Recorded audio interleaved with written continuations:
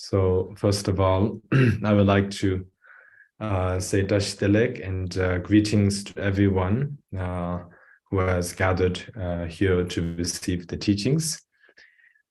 As for today, I have been requested by Sakya Friends to give the teaching on the 7-point mind training by Geshe Chekawa, Yishidoje. So this is a Kadamba teaching. Geshe Chekawa was a Kadamba master, and so Kadamba was one of the new traditions that emerged in Tibet around in the 11th century. So the main sort of master who brought the Kadam teachings from India to Tibet was Atisha. So it was the Indian master Atisha, and he visited Tibet, and his main disciple, he produced many disciples, but the main disciple was Geshe Gyare June. So from there was a succession of teacher and students, and after several generations of disciples, there was a master known as Geshe Chekawa. So he compiled all of the essence of Atisha's teaching, all of Atisha's teachings into the 7-point mind training. So therefore, this is very important. And generally, mind training is necessary for Buddhist practitioners. Because all of the Buddhist practices, or you could say all of the teachings which Lord Buddha taught, is for the purpose of transforming one's mind to sort of like weaken, temporarily weaken, and ultimately abandon the destructive emotions within our minds. So that is the purpose. So no matter what kind of Dharma practice we do, if we are not able to bring a change in one's mind, if we are not able to, if the Dharma does not serve the purpose of changing one's mind, then the Dharma practice would be useless. So therefore, the mind training is very important, especially for Mahayana practitioners, because in Buddhism, generally, there are the Hinayana, or you could call it the Theravada tradition, which is the lesser vehicle. And then there's the Mahayana, or the greater Mahayana. They sort of emphasize more on controlling the actions of one's body and speech.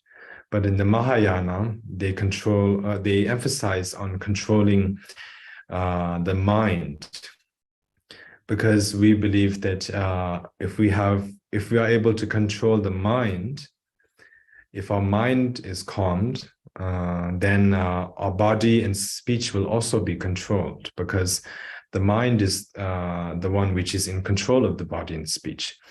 So therefore, this is very important. So there are 7 points. The first of the 7 is the preliminaries. And to speak about this, Geshe Chekawa writes here, first train in the preliminaries. So one might wonder, what are the preliminaries which one must practice? So, and what do we mean here by preliminaries as well?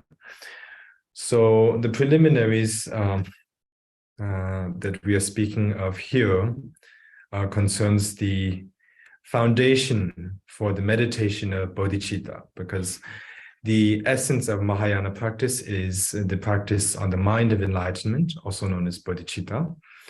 So, but that is not easy to develop in immediately or right away, you could say. So in order to develop bodhicitta, we first need to develop certain other qualities. We first need to build a foundation. If you want to build a very tall building, you first need to have a solid foundation on the ground, and then you can build a tall building. So likewise, to build and to increase the bodhicitta, you first need to have a solid foundation. And so basically, when we practice the preliminaries, we are building a solid foundation for practicing bodhicitta. So there are several preliminaries which one must train in. One of the preliminaries is the practice of Guru Yoga. So because Guru Yoga is the source of receiving all blessings. And Guru Yoga is a Vajrayana term. And within the Vajrayana, it only is a quality or practice of the highest Tantra, known as the Anuttara Yoga Tantra. So basically, the practice of Guru Yoga is to see, or you could say, understand or perceive the Guru or the teacher as being none other than the Buddha or the fully enlightened one. In the Sutrayana, we have the practice of seeing the teacher as similar to the Buddha, but we don't have the practice of seeing the teacher as exactly same as the Buddha. But in Vajrayana, we don't look at the teacher in this as being similar to the Buddha, but we rather look at the teacher as being exactly the Buddha himself or herself. So this is a very profound practice. And Guru, in case of Vajrayana, does not simply mean a teacher from whom one has received teaching, but it refers to a Guru from whom one has received the four empowerments of the highest vehicle. So if you have received from a person, a Guru, the four empowerments of the highest vehicle, then that person becomes your Guru. Otherwise, it is not as simple as people nowadays think. Some people nowadays, they don't, in many cases, they have never met the Guru, but they see photos of the Guru online and they feel a connection with the Guru, and then they just sort of say that this is my Guru, or my root Guru, or something like that, and they sort of proclaim that. But that doesn't make just that special feeling you feel towards that Guru or teacher does not make that teacher your Guru. You need to personally receive the four empowerments. In the case of the highest vehicle, you need to receive the four empowerments, and then that person becomes your Guru. So once one has made a connection with such a Guru, we need to constantly see the Guru as being exactly the same as the Buddha. And it was to this particular type of practice known as Guru Yoga that most of or you could say the majority of the Tibetan Buddhist masters in the past attained enlightenment. Because first of all, Vajrayana is swift, provides very skillful and swift methods to attaining enlightenment. It is like the shortcut to enlightenment. And so that means that instead of practicing the Buddha Dharma for aeons and aeons, for many lifetimes, in Vajrayana, if you are able to make the effort, you can attain enlightenment in this very lifetime with this very body that you have. So, and there are many Vajrayana practices, but the most effective and easiest and the swiftest among all of the Vajrayana practices is the Guru Yoga. And so it was thanks to this that, for example, in our own Sakya tradition, Sachin Kungwa Nyingbo's disciples, they all attained enlightenment because they were able to see Sachin Kungwa Nyingbo as the Buddha himself. And also, in the case of Sakya Pentita and Chogyal Papa, who are also founding masters of the Sakyapa tradition, they attained enlightenment through the practice of Guru Yoga. Sakya Pentita was able to perceive his guru, Jizun Trapa Gyaltsen, as none other than Buddha Manjushri. And Chogyal Papa was able to perceive his guru, Sakya Pentita, as none other than the Buddha. And so it was through such a practice that the past masters attained enlightenment. And we should also make the effort to practice in such a way. Yoga is, you can see, is very important.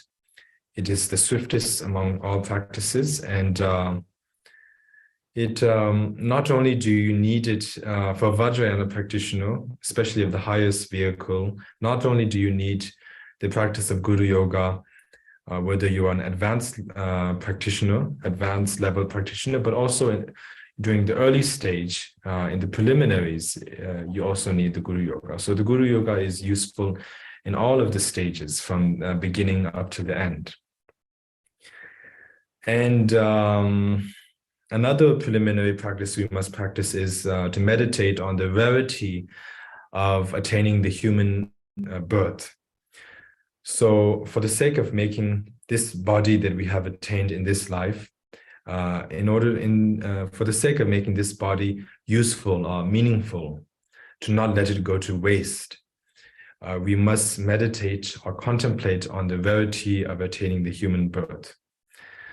And this is said to be very rare because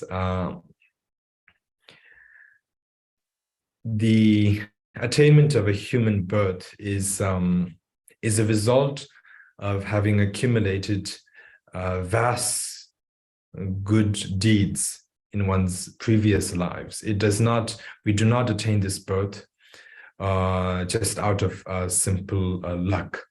It is not attained out of luck, and certainly not attained due to committing negative deeds.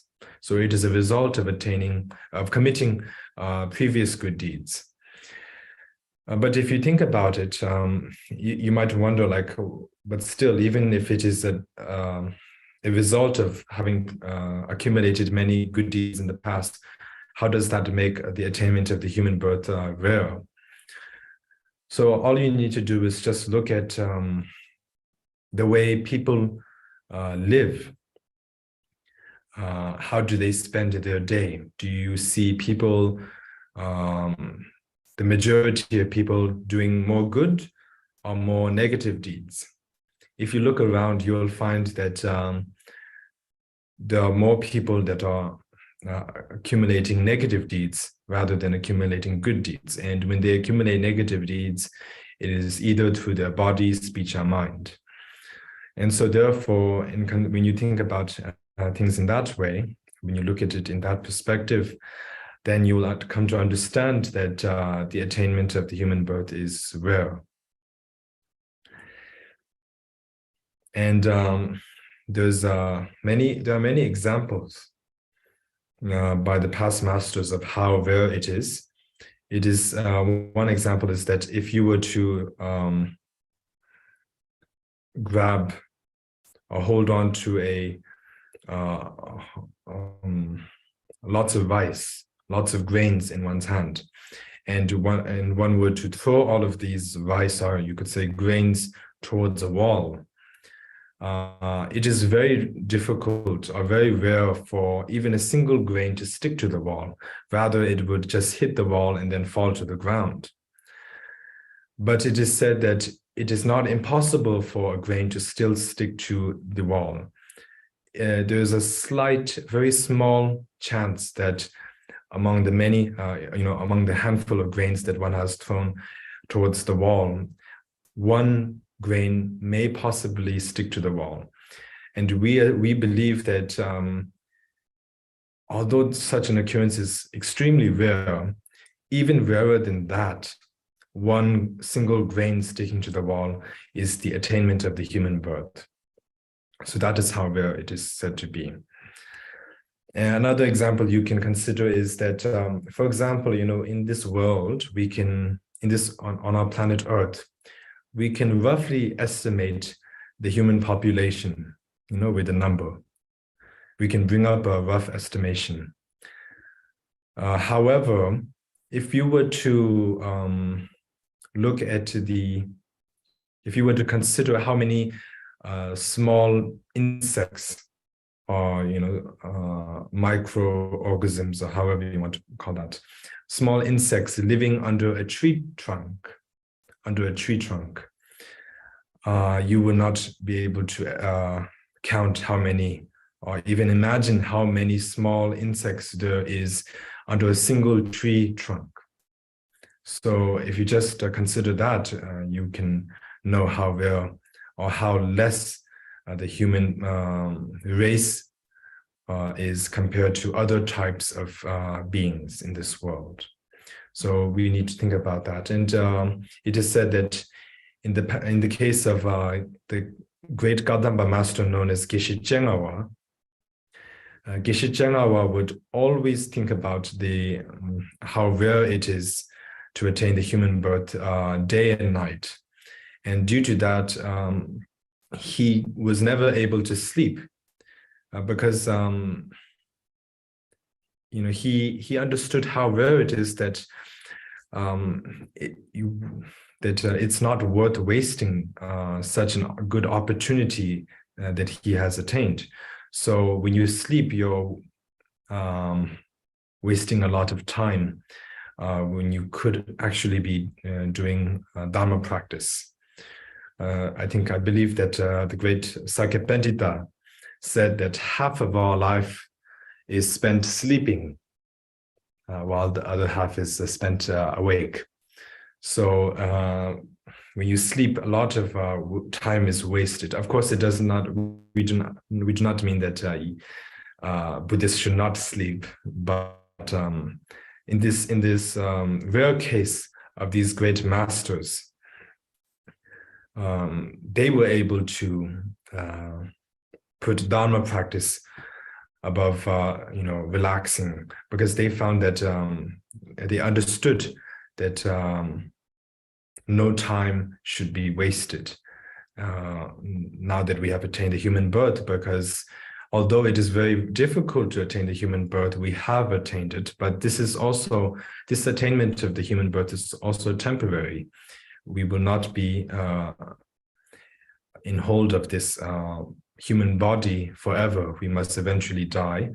And minute by minute, day by day, we are only getting closer to the moment of our death.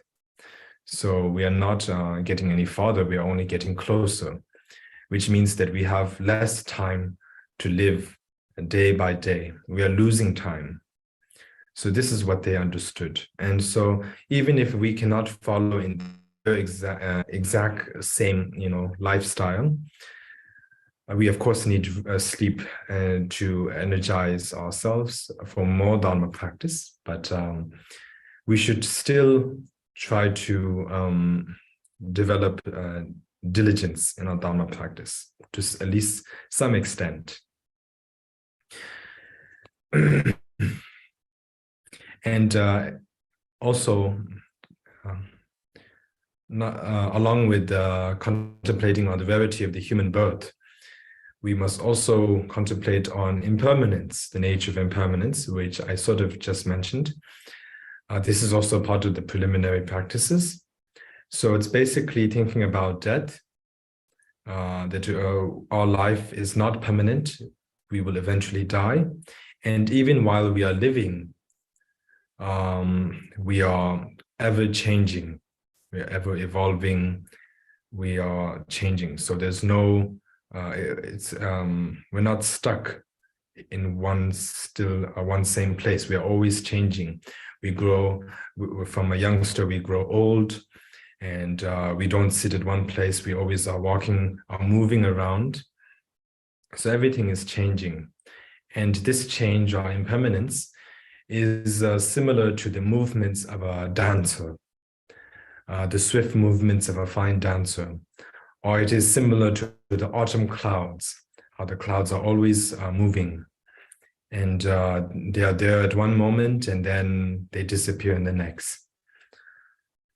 Or it is like lightning in the dark of the night. Lightning strikes for a moment, it is noticeable, but then it is gone in the next. And it is also like a waterfall. The water is always going down and it does not stay still. So likewise, our life is like that. It is always changing and it is moving, ever moving towards death, the moment of our death. So if we can contemplate in such a way, we will become like the Kadamba master known as Geshe Chekawa. And so his practice of impermanence is said to be excellent because there was said to be a bush right at the entrance of his cave where he meditated in. And whenever he entered or exited that cave, his robes or clothes would always get stuck to the branches of the bush. And so therefore, it would either prevent him from entering in, or it would prevent him from exiting the cave, or it would rip his clothes. So he first considered of maybe cutting the bush so it would just be much easier. However, he thought that he understood that life is impermanent. So even if he were to cut the bush and were to enter the cave, there's no certainty that he would live to exit the cave. Or even if he were to cut the bush to exit the cave, there's no certainty that he would live to enter the cave again. So therefore, understanding that, he did not care to cut the bush and he just left it. And that is an excellent example of meditating or contemplating on the impermanent nature of life. Another preliminary practice we must practice is meditating on the law of cause and effect, also known as, popularly known as karma, the law of karma. And the purpose of meditating on this is to understand what is to be accepted and what is to be rejected.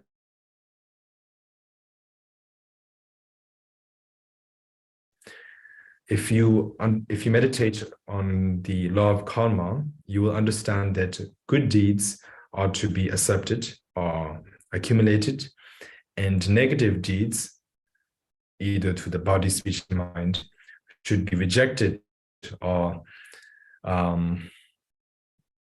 not accumulated. One should not accumulate such negative deeds. Because one's karma is like a shadow. It follows you everywhere. And if you create the cause for happiness, which is to accumulate good deeds, then you will reap the result, which is to experience happiness. If you create the cause, which is negative deeds, you will reap the result, which would be suffering. So basically, karma is all about creating your own destiny. And each person's karma follows them like a shadow. If you create good deeds, it won't really help, or it won't, directly result in the happiness of others. Or if you create negative deeds, it won't really directly result in the suffering of others. It will mainly result in your own happiness or suffering. And the same goes for each and every individual. Of course, praying works a bit different. When you pray for other people to be happy, there is some power to prayers. But generally speaking,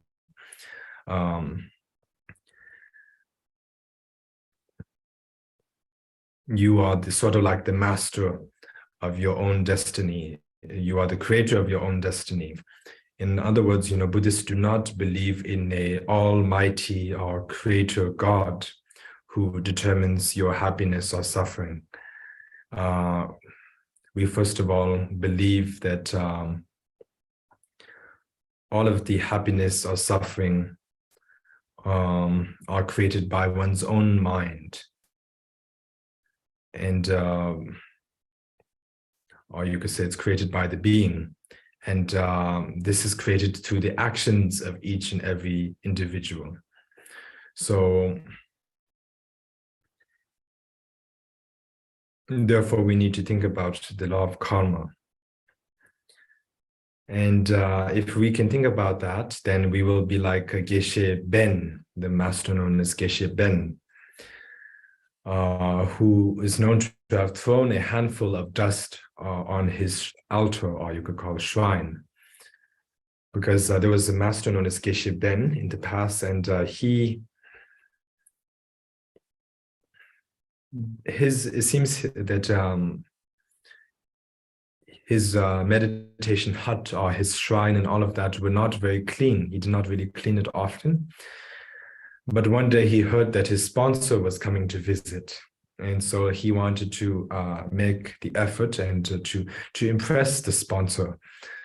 And so he first set out to clean his room and clean the altar and everything. But then the thought occurred that he is not cleaning the altar or the representation of the Buddha's body, speech, and mind out of great respect or devotion, but rather he's doing it to impress his sponsor. So he caught this sort of like a negative thought. You could call it non-dharmic thought the moment it arised in his mind. So he then threw a handful of dust on his shrine. And due to that, there was another master. Now I don't quite remember who exactly it was. It was another Kadamba master. It might be Geshe Potowa. And anyways, he proclaimed that there's no great practitioner as great as Geshe Ben, because he was able to catch the negative thoughts the moment it arised in your mind, in his mind. So that's how it should be. Whatever practice we do, whatever thought occurs in our mind, especially if it's a negative thought, we should catch it as if we were to catch a thief entering our home. If you do not notice a thief, it will enter your home and it will steal whatever it needs to steal, and then it will leave. And by the time you notice that you have been robbed, it will have been too late, and you will have nothing but to suffer for your loss. And so likewise, if we do not check on the negative emotions that arise in our mind the moment they arise, and we let it take control of our minds, later, by the time we notice that, we had the negative moment, the thought had taken control of one's mind, and due to that we had harmed others, either physically or verbally, or had committed negative deeds. By that time, it will be too late, and there will be nothing left but regret. So, if we are able to catch the thief the moment they enter the house, then they will not be able to rob one's wealth or valuables. And likewise, if we are able to catch the negative thought, when it arises, the moment it arises in one's mind, then it will not have the chance to rob one's mind of happiness or peace. It will not cause any destruction. And so we can think of such examples and practice in such a way. And another preliminary practice is the practice of renunciation, genuine renunciation. And this is basically to understand that there is no essence, or it is not worth to be attached to cyclic existence, or you could call it samsara, because samsara is full of suffering. And whatever happiness there is, it cannot really be called or be considered as true happiness, because it is momentary happiness. True happiness should be everlasting. And whatever is momentary happiness, it may be called happiness, but in reality, it is nothing other than the suffering of change. So therefore, we should understand that whatever class of beings there are in samsara, whether you are born as a god, a demigod, a human, a hungry ghost, an animal, or a hell being, or an intermediate being, there is suffering everywhere, and not a single moment of true happiness. And what do we mean by the suffering of change? It basically is like, for example, if someone were to praise you just right now, you would be so happy to hear that, to be praised. But then in that happy state, if someone else were to share their opinion of you, and it was a sort of like a negative opinion about you, that happiness would immediately turn into disappointment or sadness or maybe shame. So it just shows how unstable that happiness is, and that is why it is called the suffering of change. And same goes for many situations. If you were to obtain wealth, if you were to become rich, you would be happy. But then if you were to be robbed the next moment, or, if you were to die and so on, you would have to part from your wealth, and that would cause you unhappiness. So basically,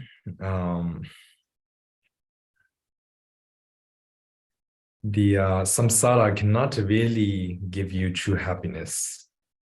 Material, it is sort of like, it is all material happiness. And material happiness is never lasting. The only true happiness is the happiness which comes from being unattached to things. And that can be developed through the practice of the Dharma. And the happiness which is in the mind, in one's mind. The things that one's body has, like clothes or cars and houses and all of that, it could be destroyed or it could be robbed and so on. It can basically be taken away from you. But that which is in your mind, the happiness in your mind, and by that I mean the true happiness, that cannot really be robbed. Of course, the samsaric happiness in your mind is is momentary. It is unstable. But the happiness, what I mean is the happiness which is resulted from the practice of the Dharma. That happiness will stay with your mind. Will stay with you in your mind. It will be imprinted in your mind. So therefore, what we should be doing is not being attached to the pleasures of samsara, but rather to generate the renunciation in one's mind, which is basically to attain happiness beyond samsara.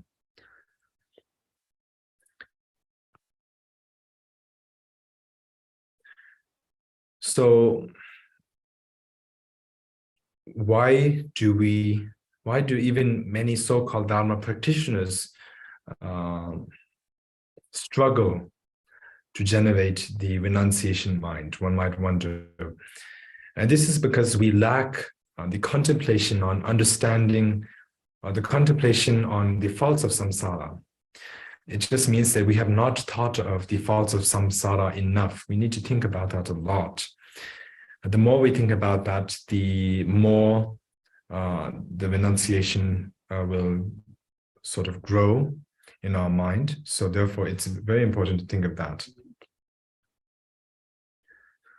So The reason why we do not have good renunciation is, as I mentioned, we haven't contemplated on the faults of samsara enough.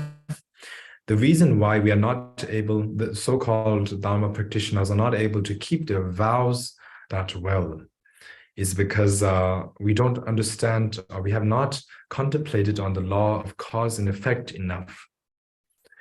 And the reason why we are lazy in our practice is because we haven't thought about impermanence enough.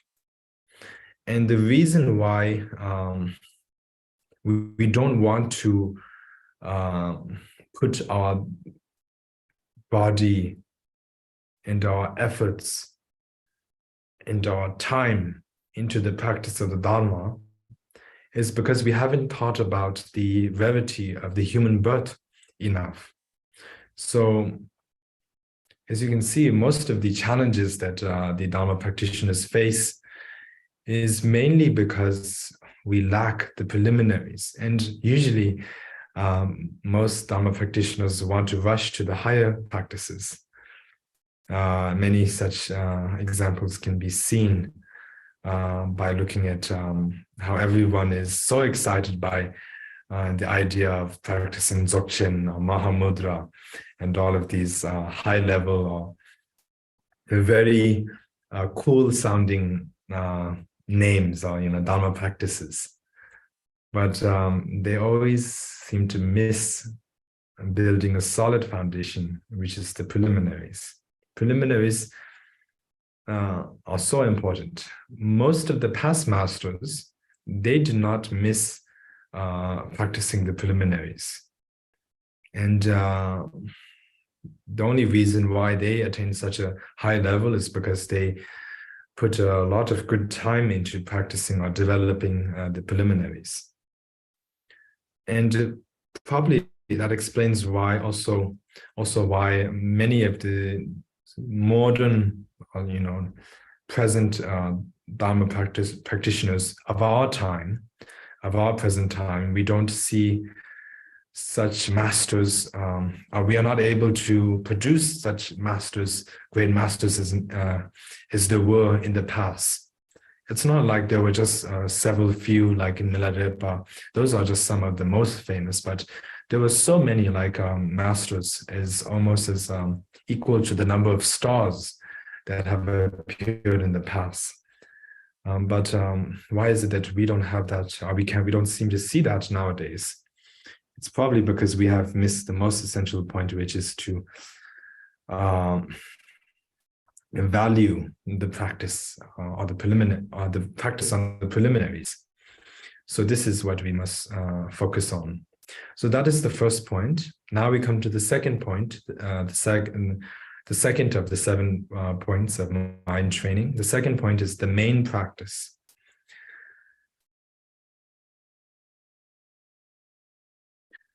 So for the preliminary of meditating on absolute bodhicitta,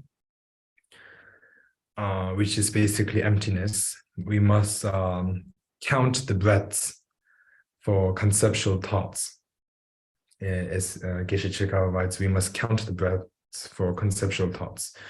So what this means is that basically before meditation on absolute bodhicitta, we must first get rid of our conceptual thoughts, because when absolute bodhicitta basically means meditation on emptiness. And when you meditate on emptiness, you should not have conceptual thoughts. If your meditation is a conceptual meditation, it is not the meditation on emptiness. So how do we deal with the conceptual thoughts? There is a way to deal with it before we enter into the meditation on bodhicitta, absolute bodhicitta. And the method here, which Geshe Chekawa introduces to us, is to count the breaths. And so for that, we should perform 21 repetitions of the breath by counting inhaling, and then keeping that air, which would be called remaining, and then exhaling. So this is counted as 1. So you need to do this 21 times, inhaling, keeping the breath, and then exhaling. So that we need to do this 21 times. And once we are focused on that, it will help to calm our mind, and it will certainly lessen the conceptual thoughts, or the chances of conceptual thoughts arising during our meditation on absolute bodhicitta. So this is the preliminary on absolute bodhicitta, what we need to do before we enter into the meditation on emptiness. For the actual meditation on absolute bodhicitta, what do we need to do when we're actually meditating on emptiness? For that, Geshe Chekawa wrote, "Consider all things and events as dreamlike." So what this means is that you need to understand that just like your dreams, which are not true, it may seem true, but it is not true. All that you perceive are of the nature of your own mind. So when we dream, we may dream of going to faraway land. We may dream of meeting our family, our friends, our people, basically. And we'll have lots of experiences of happiness and suffering. All of these appear in the dream. It occurs in the dream. However, it is not true.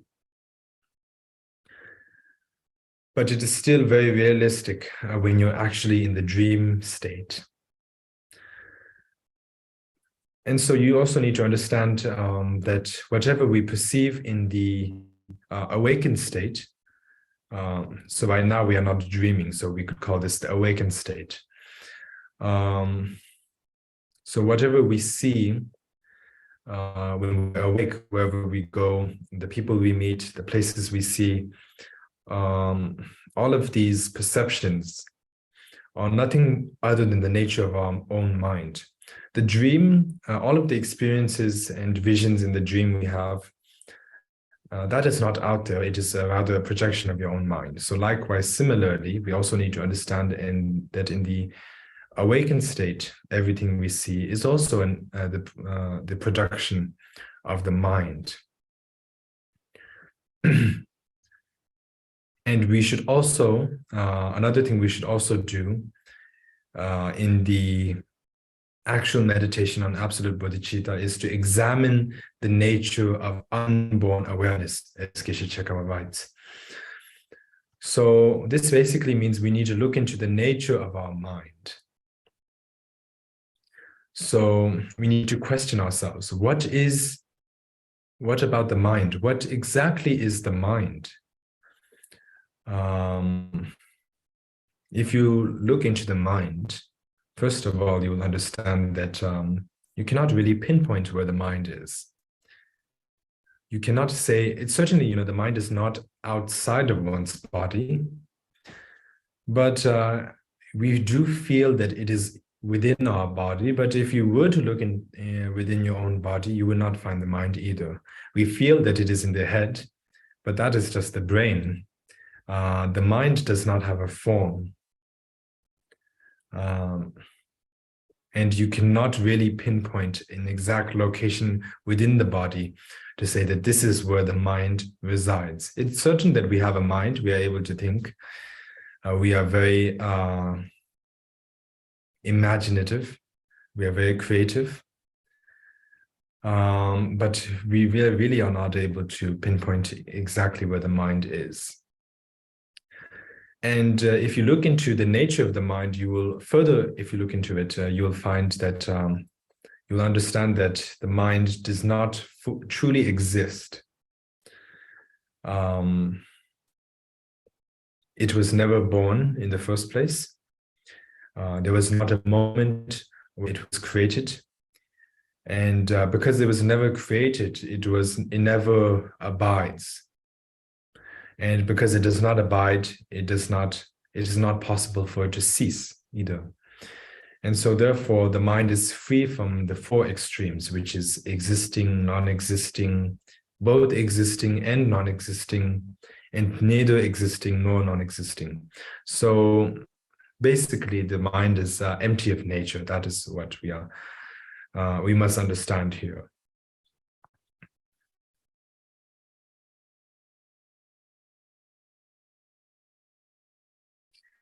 And also, Geshe Chekawa writes here, let even the antidote be freed in its own place. So what this means is that we must think about, okay, maybe the mind and everything we perceive is empty, but what about the understanding of emptiness itself?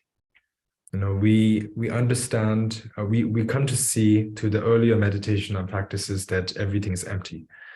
But then what about that understanding that understands emptiness itself? Is that empty or not? If you look into that understanding, you will also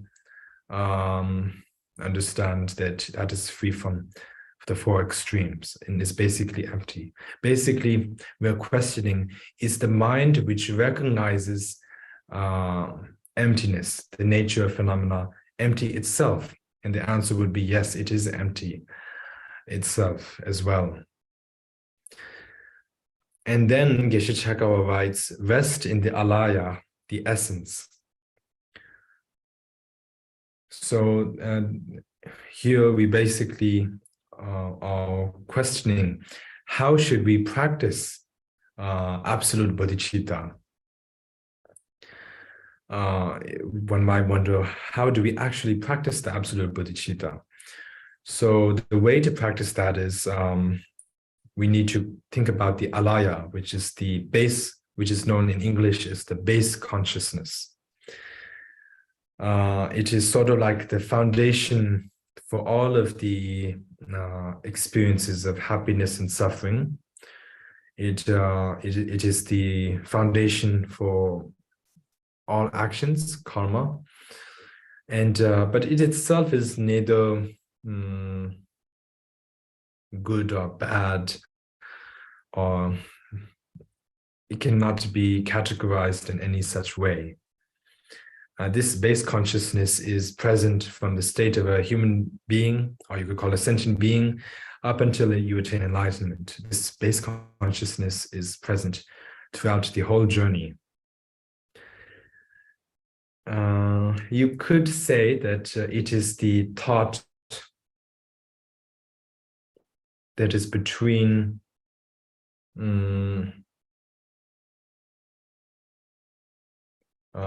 that is, right before, that is there, that is present right before one thought is yet to arise, and one thought is yet to cease, you could say. So it's basically between.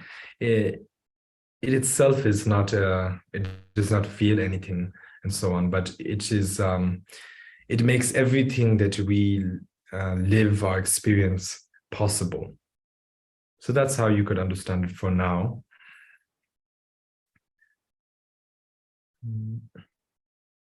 And so anyways, this alaya, or base consciousness, the nature of this base consciousness is free from the four extremes, or you could understand it as empty. Its nature is empty. And if one does not grasp onto this empty nature and leaves it as it is, then that itself is the practice of emptiness. You do not, in the reality, in this, everything is emptiness. Everything is empty of a true nature. So when you try to understand the empty nature of things, you don't really need to construct too much, you could say, that this is empty and so on. Just as it is empty in reality, the mind should also sort of leave it as it is, which basically means accept the reality just as it is, without conceptual thoughts. So this is quite a bit difficult to explain generally, because it's the meditation on emptiness. you can really only explain it to some extent, but the only way to experience it and to understand it is to actually meditate on it and to practice it. So this is the instructions on meditating on absolute bodhicitta. As for what to do post-meditation, during the post-meditation on absolute bodhicitta, or basically what to do after one awakens from the meditation of absolute bodhicitta. So for that, Geshe Chekawa writes that between sessions be a conjurer of illusions. So that means that after we get up from the meditation state of meditating on emptiness, then we will just go on with our daily lives, and we will deal with people, we will talk with people, we will go to places, so on. And in that case, we just need to look at everything as being similar to a dream as well. Or you could say similar to an illusion. It is vivid, it is lucid, it is colorful, it is alive, but it does not have a true nature. It is just like a rainbow. A rainbow is very colorful, but if you were to grab for it, if you were to try to touch it or chase it, you will never be really able to touch it or get hold of the rainbow, because its nature is empty. So similar to that. So with this, we have discussed about the absolute bodhicitta, preliminary, the actual meditation, and what to do during the post-meditation of absolute bodhicitta. Now we will be discussing about the relative bodhicitta. So for this, there's, again, first the preliminaries, meditating on relative bodhicitta. So relative bodhicitta is basically the actual, sort of like the thought of wishing to attain enlightenment for the sake of all sentient beings and so on. That is relative bodhicitta. So Geshe Chekawa writes, first, practice well kindness and compassion. So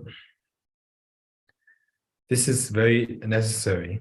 If, for Mahayana practitioners, we need to have the mind of enlightenment. Without the mind of enlightenment, which is basically the thought in which you wish to attain enlightenment for the sake of all sentient beings, without this mind or thought, you cannot attain enlightenment. And whatever Dharma practice you do, if you do not have the bodhicitta, if you do it without the bodhicitta, if the bodhicitta is not present in your Dharma practice, whatever practice you do belongs to the lesser vehicle. It will not become a cause for attaining full enlightenment. So we need the bodhicitta. But in order to develop the relative bodhicitta, we first need to create the causes, develop the causes for relative bodhicitta. And the causes for developing relative bodhicitta is kindness, loving kindness, and compassion. Loving kindness is, in this case, the Mahayana idea of loving kindness is the wish for all sentient beings, not just one or two, but all sentient beings, to be happy and to be endowed with the causes of happiness. And compassion is the thought in which you are wishing for all sentient beings, all mother sentient beings, to be free from suffering and to be free from the causes of suffering. And this is compassion. So if you are able to train in these two thoughts well, then it is possible for relative bodhicitta to easily arise in your mind. But of course, the actual relative bodhicitta must be obtained through a ritual, the bodhisattva vow bestowal ceremony, which the teacher, the Mahayana teacher, will bestow if requested. So the point here is that for the preliminary of practicing relative bodhicitta, we must practice on loving kindness and compassion, as these two are the foundation for meditating on relative bodhicitta. Now for the actual meditation on relative bodhicitta, how do we practice? For this, Geshe Chekawa writes, train in the two, giving and taking alternately. And he writes, these two ought to be mounted on the breath. So basically, this is what he's referring to here is that when we actually practice relative bodhicitta, we need to practice exchange of happiness and suffering.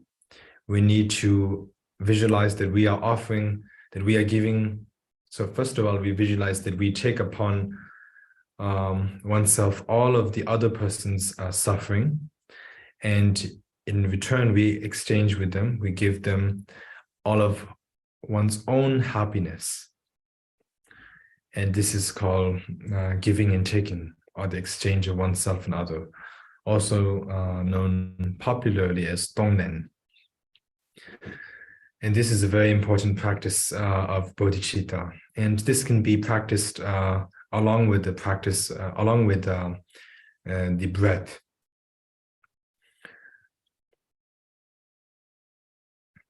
So basically, that means that you visualize that you are inhaling all of. You can visualize that all of the suffering and the negative deeds of the other person combines into some sort of dark energy, and you inhale that energy, and by inhaling it, you take it upon yourself. And then when you exhale, you are exhaling all of the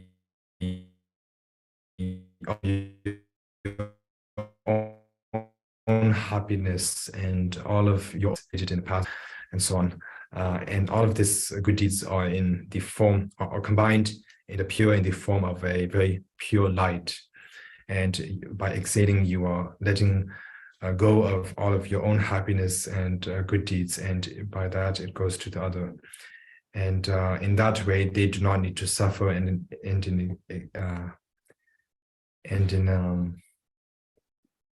in turn, they can instead experience happiness. And you can take upon their suffering. You can suffer on their behalf. So, sorry, the electricity just went. So this is India. I'm not sure if you can hear me still. Okay. Okay, good. I will just continue anyways then. Let's see.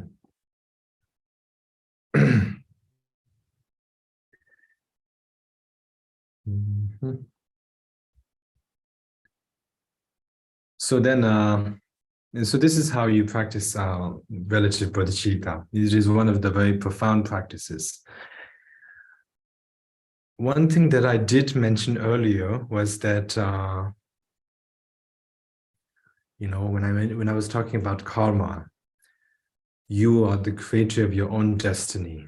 And so if you create a good karma, the happiness is for you to experience, and it won't really be, you know, it's not like other people will experience it on your behalf. Or, you know, if it's negative deeds, if you commit negative deeds, other people cannot experience that suffering on your behalf. But then here we are talking about exchanging one's happiness and others. And in reality, you cannot exchange happiness and suffering. But this is a meditation. It's a mental practice which you need to do yourself. And by doing this, although in reality you are not able to exchange your happiness and take upon their suffering, still, just by thinking of doing this, you are training your mind to be a compassionate person, and so on. So basically, the point is that you're training your mind. So it's not a problem. So with this, we have I've discussed about the actual meditation on relative bodhicitta. Now for the activities in post-meditation of the relative bodhicitta. For this, there is Geshe Chekawa writes 3 objects, 3 poisons, and 3 sources of virtue. So what this means is that when attachment, hatred, and ignorance arise towards the object, which is either beauty or ugliness, or something which is neither or neutral, one should transform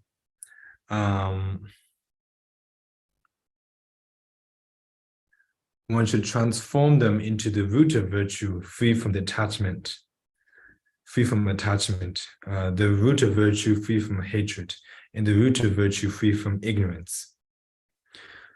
So basically this means that when we see a very beautiful object or a very beautiful person, usually attachment arises. When such attachment arises, we should immediately transform it into the root of virtue free from attachment. When hatred arises due to looking at something ugly or unpleasant or something we do not like, we should transform that hatred into the root of virtue free from hatred. And when ignorance arises towards something which is neither beauty or beautiful or ugly, pleasant or unpleasant, something which is neutral, we should transform that thought or ignorance into the root of virtue, which is free from ignorance. And the way we do this, one does this by visualizing that all of the attachment in the minds of all sentient beings ripens upon oneself when the thought of attachment arises in one's mind. And when one wishes, and one should also wish for all beings to be endowed with the root of virtue free from attachment. Likewise, when hatred arises in one's mind, one should visualize that all of the hatred within the minds of all sentient beings ripens upon oneself. And one thus wishes that all beings, because they don't have hatred anymore, because you have taken upon their hatred, now have instead, in place of hatred, they have the root of virtue free from hatred. And the same goes for ignorance. So this is how you practice.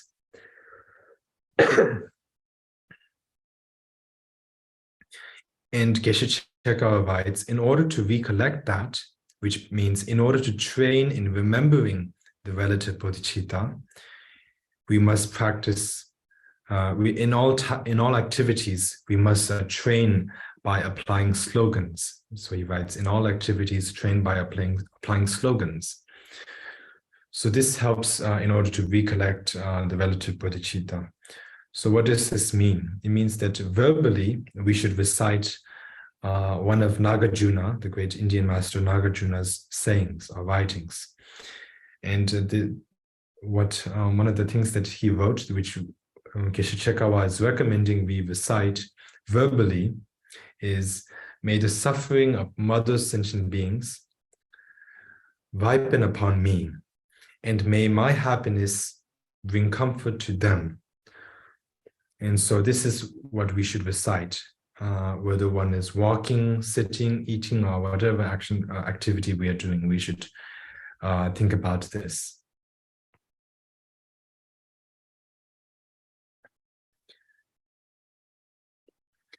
And so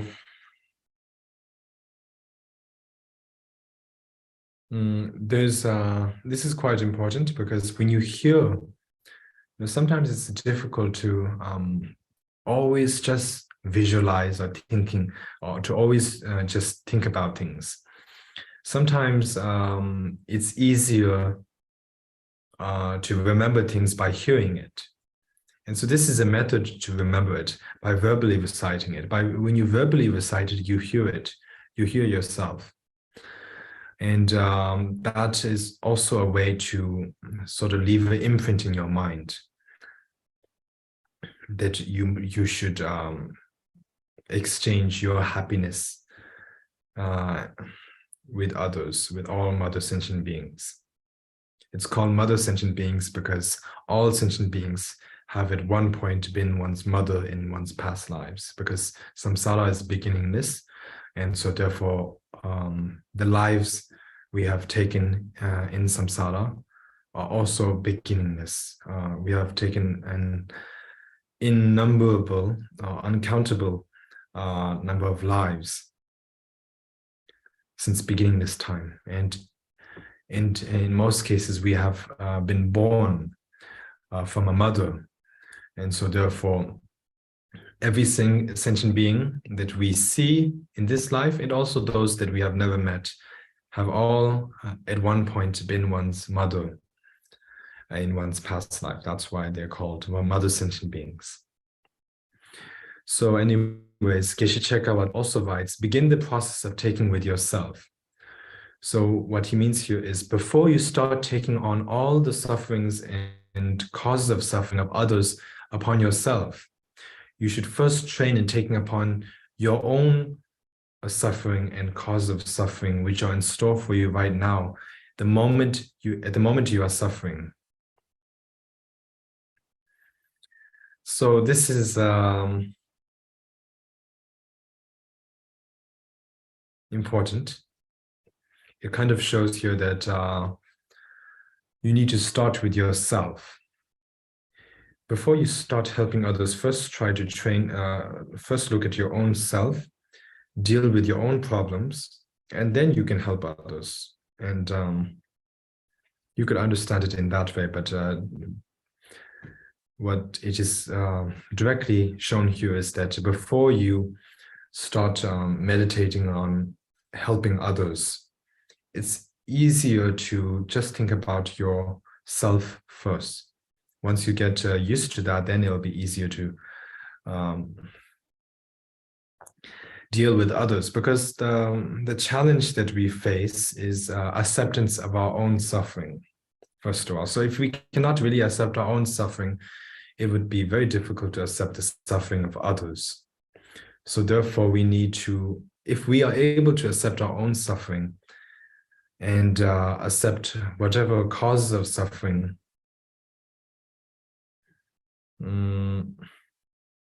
that is in store for us. And by that, when I say accept, it doesn't mean that you should accumulate negative deeds. It doesn't mean that.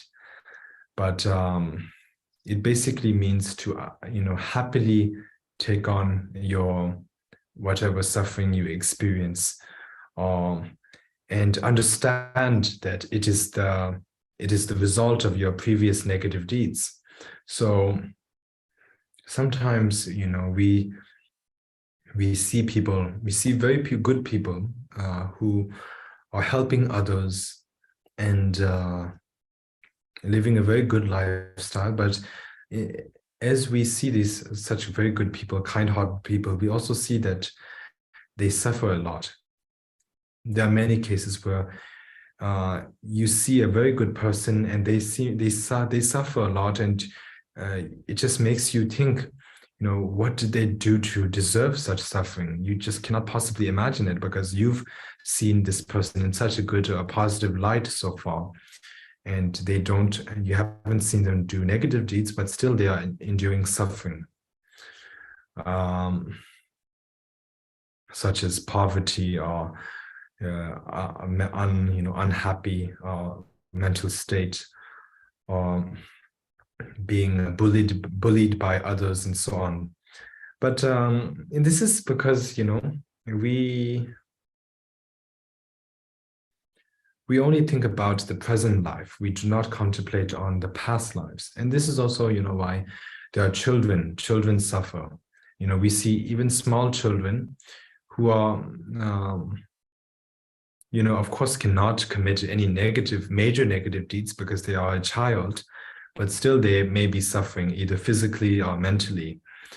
And you might wonder, like, did this child deserve to suffer in such a way? And this is, the only answer or way you could explain it is the past negative deeds, the negative deeds that they had accumulated in their past lives. That would be the only way to explain such suffering.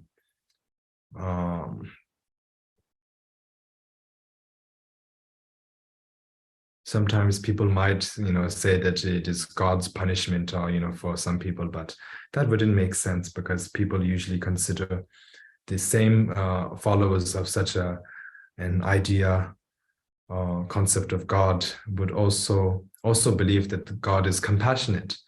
But that would just prove that the God is not compassionate if they have the will to choose over a person's happiness or suffering, and still they choose to make the person suffer, even when they have the control. For example, in the case of the Buddha wishes for sentient beings to enjoy happiness and be free from suffering, but the Buddha does not have the control or will to decide for beings to be happy or unhappy, because that relies upon the being themselves. Their own karma is what paves way, or what creates their destiny.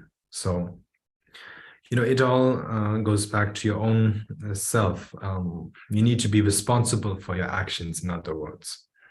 And there's a saying that if you want to know your past, look at your present state, and if you want to know your future, also look at your present state. So this means that you might wonder, what kind of life did I live in the past? And you don't really need to look too far. Just look at yourself right now.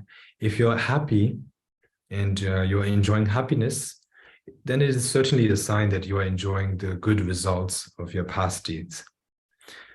And if you want to know whether you're going to have a good rebirth in the future or not, then also look at your present state.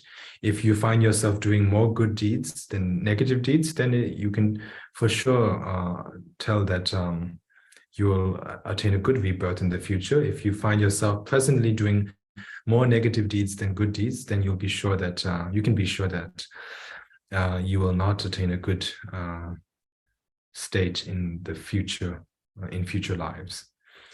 So this is the point.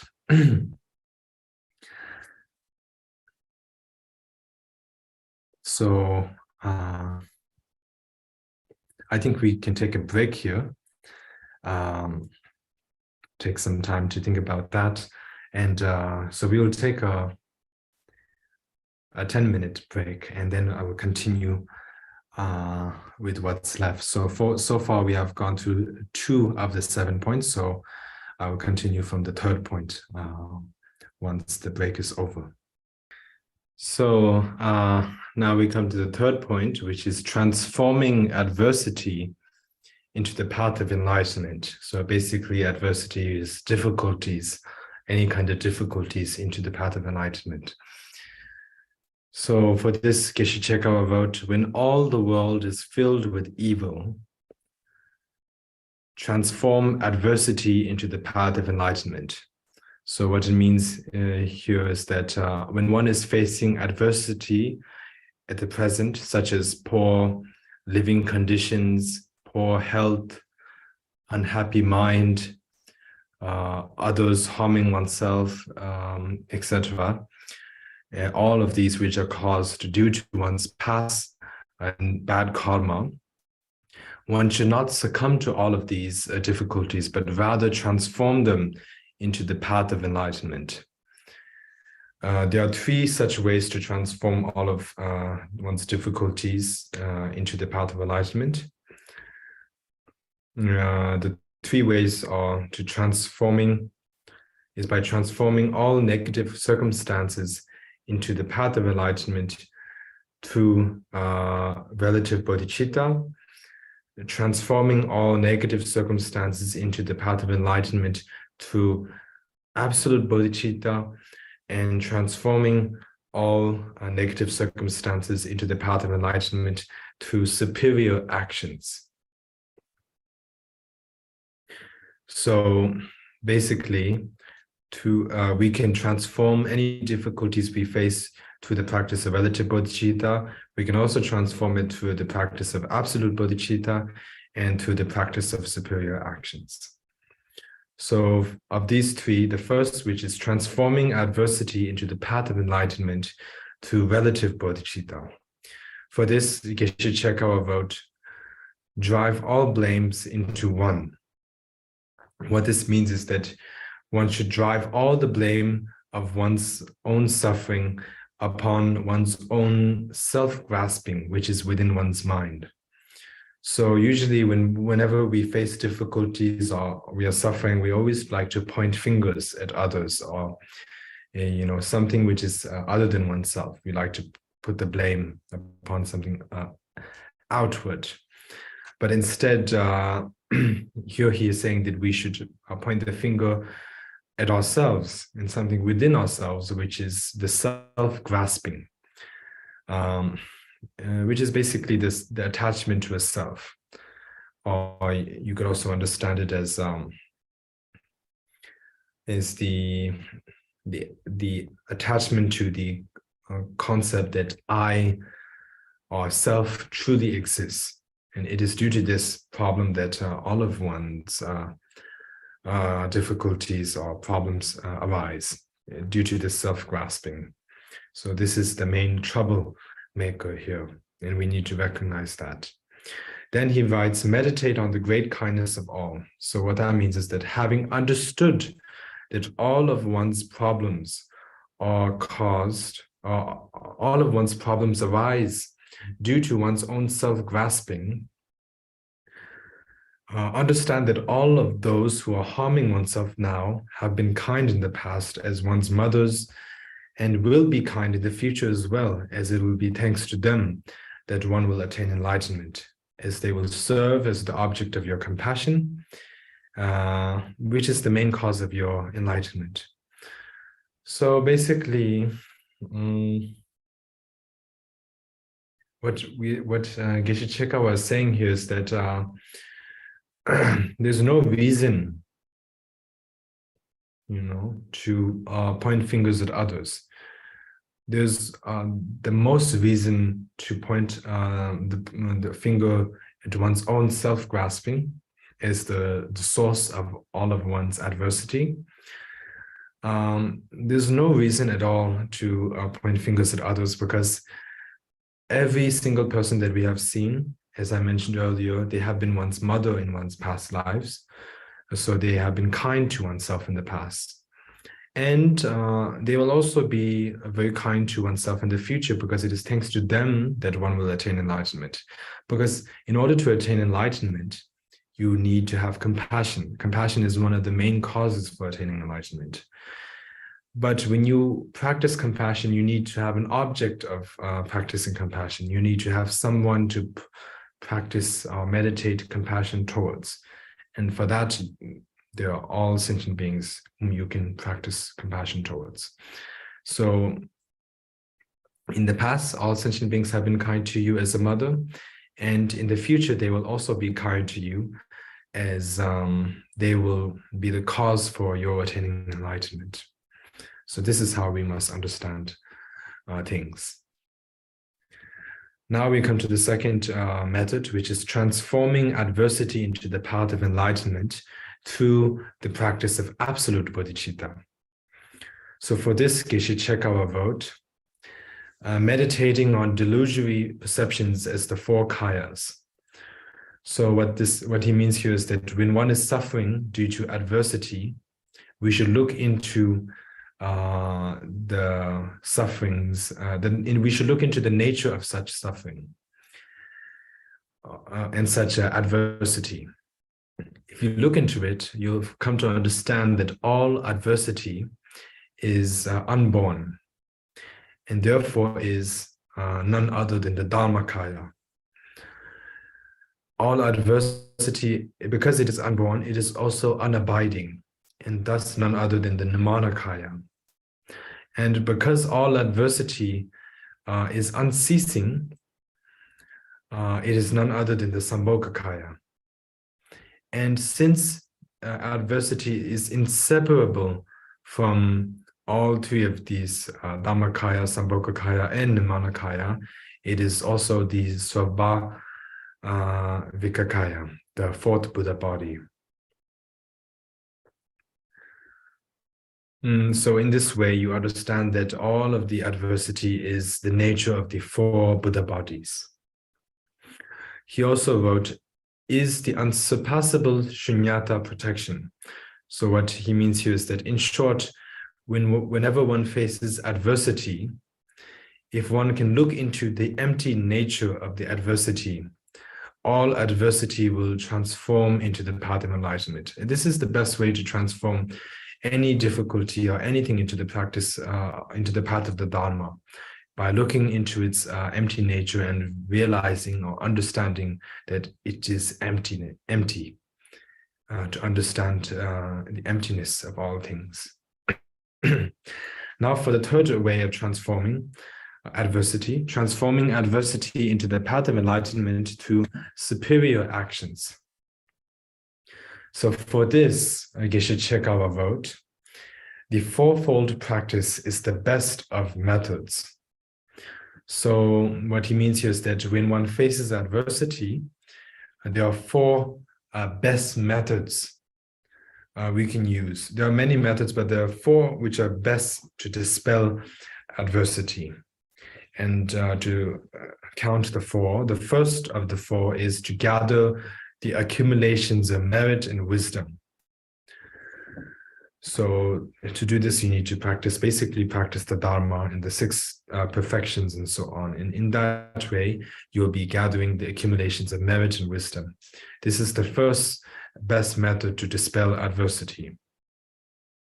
The second method is to confess one's negative deeds to the Guru and the 3 jewels, to wholeheartedly confess any wrongdoing one has done to the 3 jewels and the Guru. This is the second method. The third method is to offer dharmas, which is sort of like a dough offering, basically food to the harmful spirits, so that they will be satisfied with the food and they will take the food and not return to harm you. And the fourth method is to offer dharmas, also food offerings, to the Dharma protectors, so that they will protect you from harm and they will support you in your Dharma practice, so that there will be no obstacles on the path to attaining enlightenment. So these are the 4 methods. Following that, Geshe Chekawa writes, whatever you encounter, apply the practice. So what it means here is that when you suddenly experience suffering, such as headache and any kind of strong suffering, you should pray that all the pain of beings, like for example, if you're suffering a headache right now from a headache, you should visualize that may all of the suffering which beings are experiencing due to a headache, may all of that suffering ripen upon the headache which I am experiencing right now. And that same applies for any kind of sickness. If you are suffering from a cold, you can visualize, may all the suffering which beings are experiencing due to a cold, may that ripen upon my cold right now. So it's like that, you just apply it to all of the situations. And in that way, any kind of difficult situation is transformed into the path of the Dharma. So in this way, you can practice the Dharma even when you're sick. It doesn't mean that you need to, when you're sick. Basically, when we say practice the Dharma, it doesn't mean you need to go to a Dharma center or sit on a mat and meditate and receive teachings and so on. Of course, that is all part of practicing the Dharma. But even if you're sick and you cannot go anywhere, and you're stuck at home and stuck in bed, and you're suffering from a sickness like a cold or a headache, even that can be transformed and made into Dharma practice. So Dharma practice is very skillful, what Shakyamuni Buddha taught. Whatever circumstance you are in, you can transform that and make that into Dharma practice.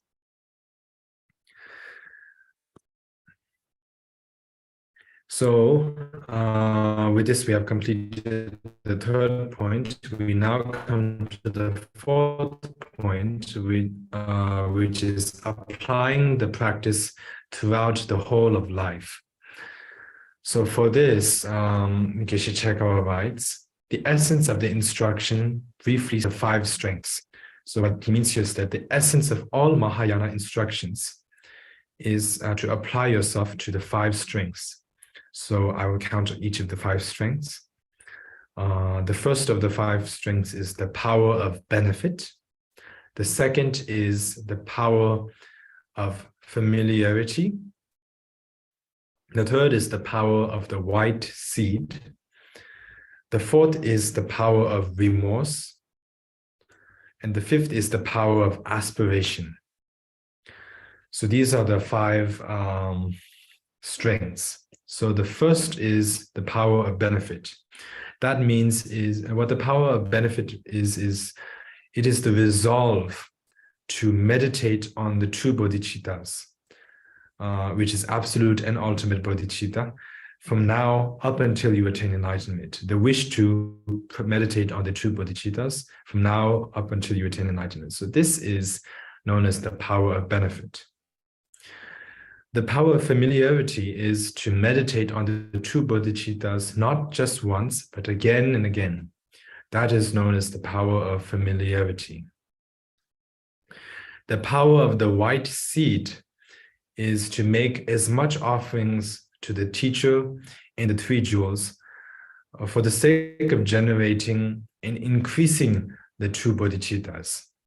So the purpose of making offerings is, in this case, is to generate, first of all, if it has not been generated before, to generate it, the bodhicittas, the true bodhicittas, and even if it is generated, since it may also decline, you need to increase it or strengthen it. So for the sake of generating and increasing the true bodhicittas, you make offerings as much as you can to the 3 jewels and the teacher. This is known as the power of the white seed. The fourth is the power of remorse, which is to constantly contemplate on the faults of grasping to a self, or the faults of grasping to an I.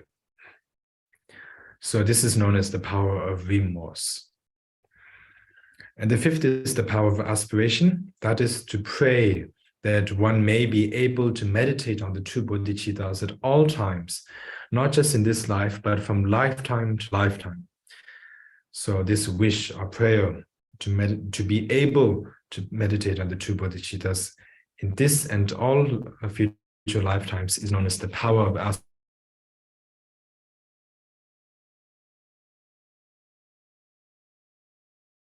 Is what we need to practice. And these 5 are the essence of all of the Mahayana instructions.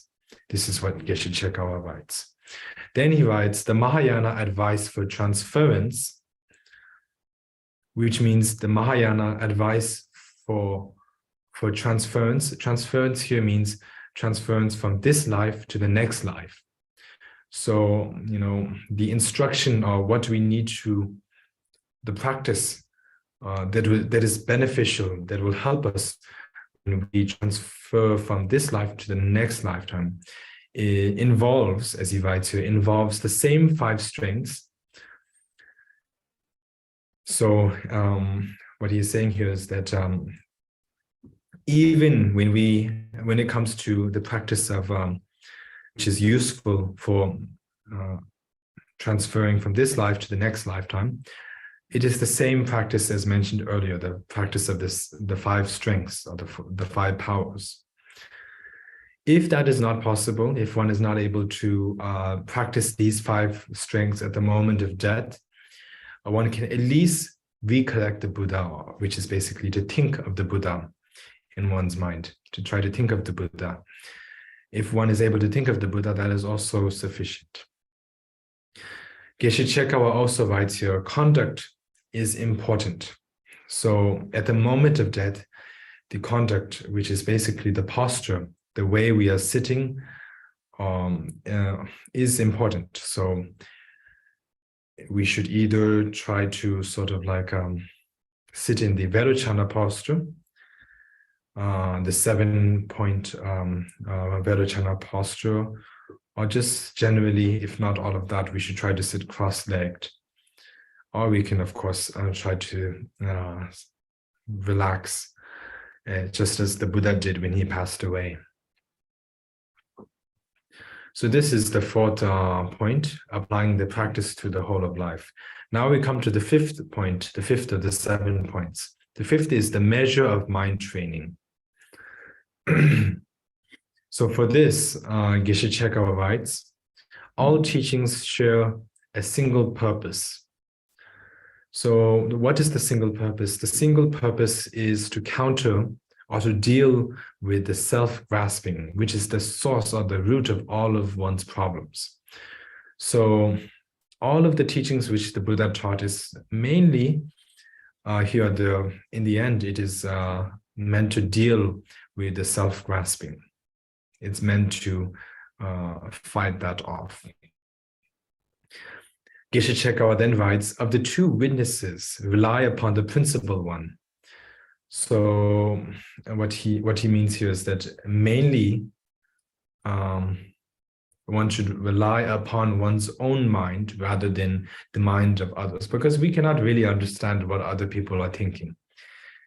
We always judge people.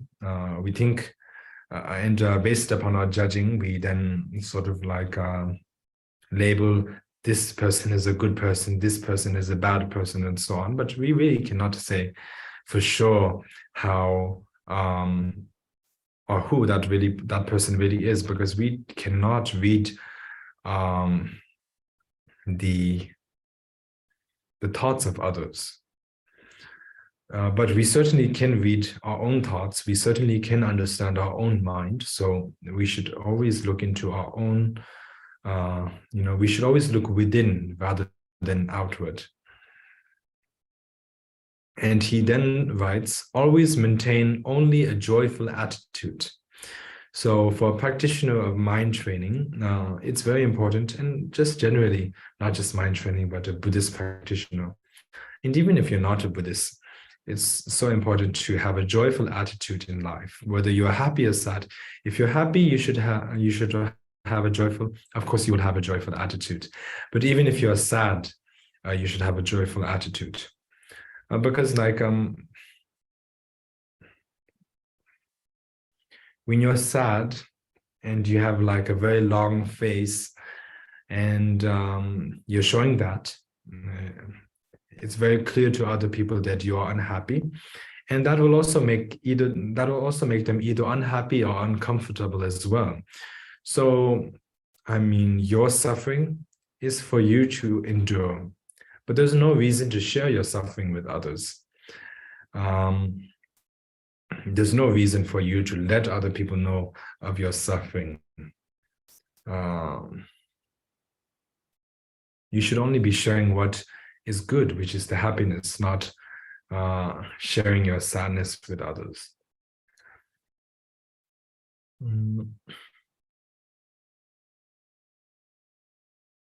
For example, nobody would like having a person in a room full of people, for one person to have a very unpleasant attitude. It would make the whole atmosphere uncomfortable. And so therefore, like, a joyful attitude is very important. Geshe Chekawa then writes, if this can be done even when distracted, you are proficient. So it means that if you can do all of what was mentioned earlier, and especially a joyful attitude, whether you're happy or sad, even when you're distracted, which basically means if you're able to do this, if you're able to keep this joyful attitude, whether you're happy or sad, without even noticing it, or you could say without much effort, if it just comes out naturally to have a joyful attitude when you're happy, and it comes out naturally to have a joyful attitude when you're sad, then it is a sign that you are proficient. What are you proficient in? You are proficient in the practice of mind training. It means you're sort of like a mastered it.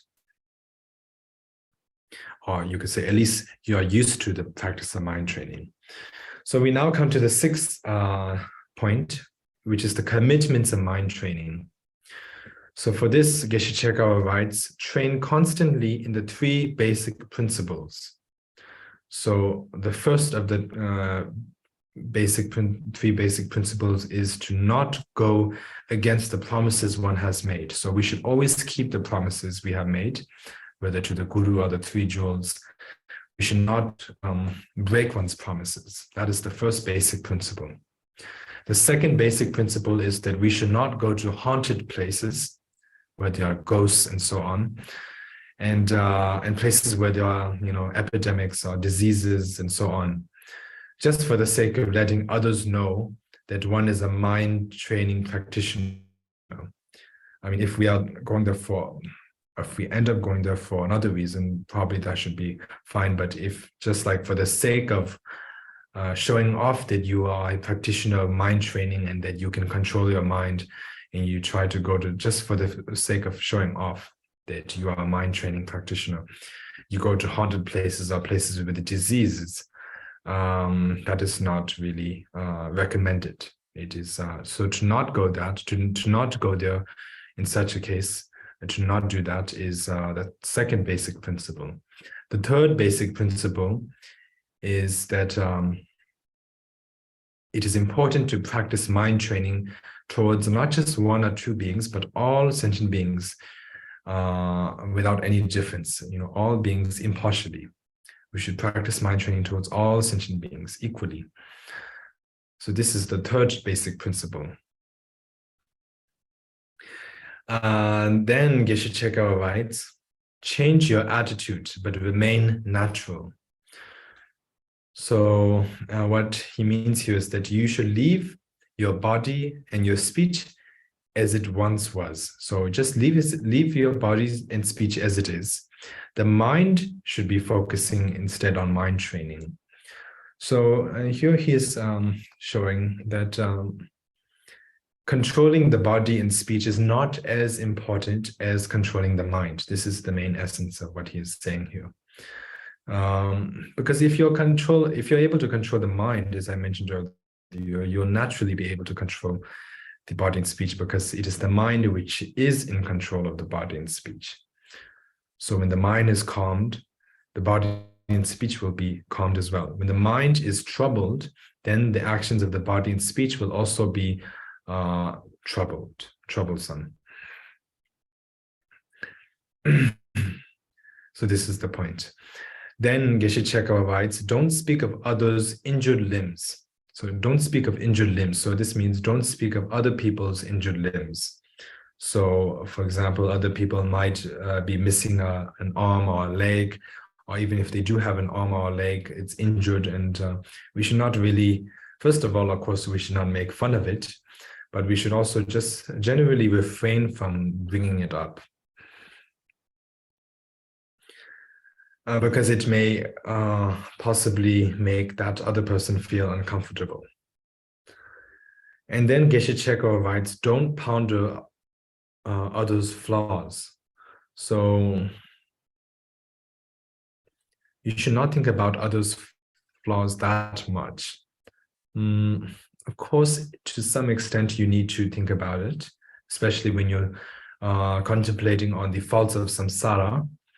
It's natural that that this will come up, this topic. But if you ponder too much upon other people's flaws, more than your own flaws, to that point, then it gets dangerous. Then you'll become blinded towards your own, towards the faults within your own self, and you'll only be able to see other people's faults. And then that will only lead to a prideful attitude. And in that way, this pondering upon flaws, which could have been used for Dharma practice, would end up becoming like poison instead of medicine. So therefore, we need to, of course, ponder upon other people's flaws, but not to the point where we ponder upon that and become completely blind towards one's own flaws. So even if it's an animal's flaws, you shouldn't think about other people's flaws too much. Instead, you should understand that it is all of your own mind's perception that you are seeing such flaws, that flaws do not exist on the outward, but it is your own mind's perception. This might sound a bit difficult, but it is very difficult to, for example, to say that this person is pretty or this person is ugly, because to some people, the person we see as a pretty person is may be ugly to them according to their way of seeing it. And to some ugly people, to some people who we see as being ugly, other people will see as being pleasant. So, it's very difficult. It shows that beauty does not lie outside, but rather is sort of the way we see it. So likewise, this is similar. The flaws of others, it doesn't really lie on the outside, but rather it's our own mind's perception. Then Geshe Chekawa writes, train first with the strongest destructive emotions. So the purpose of training with the strongest destructive emotions is that, first of all, you yourself know the best what the strongest emotion you have is or would be. It is difficult to know what is the strongest emotion, destructive emotion in the minds of other people. But you yourself know, or can know, if you look within yourself, you can know what is the strongest destructive emotion you have. If you look within yourself, you'll either find that the strongest emotion you have is either anger, or it might be attachment, or it might be ignorance, and so on. So just try to look into yourself and to recognize what is the strongest destructive emotion you have. And so, of course, other people can notice what you have. Like, for example, when we look at a person and we know this person quite well, we might know them for being, for having flaws, but being more angry. Like their anger is sort of like more powerful than the other flaws. It rises above the other flaws, more noticeable, you could say. But still, you would know your own flaws better than knowing other people's flaws, because you are your best witness. You yourself are your mind's best witness. So you should look into your own destructive emotions. And by looking, you will eventually find or recognize what it is. But even after looking and you still cannot find out, then you can finally ask a friend to point it out for you. But first, try to look at it, look for it yourself, and try to recognize it.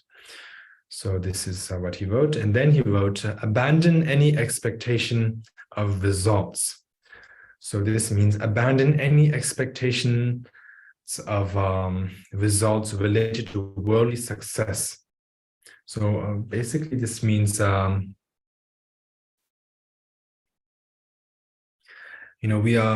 we practice the mind training, it is likely that we will have expectations of worldly success, that we will become famous, or, we will be respected, and so on, as being a Dharma practitioner and so on. These are kind of like traps, and it is very easy for such thoughts to arise in one's mind.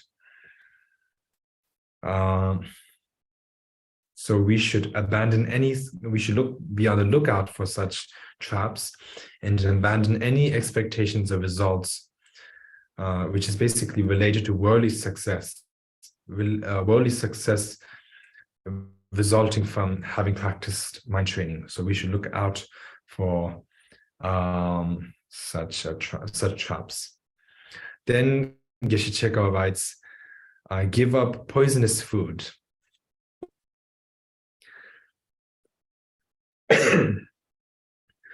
So it doesn't mean actually give up poisonous food. Of course, we should. There's no need to say we should avoid eating poisonous food, but this is sort of like a code for implying or saying that when we practice mind training, we should make sure that our practice of mind training is not mixed with the thought of grasping to a true existence.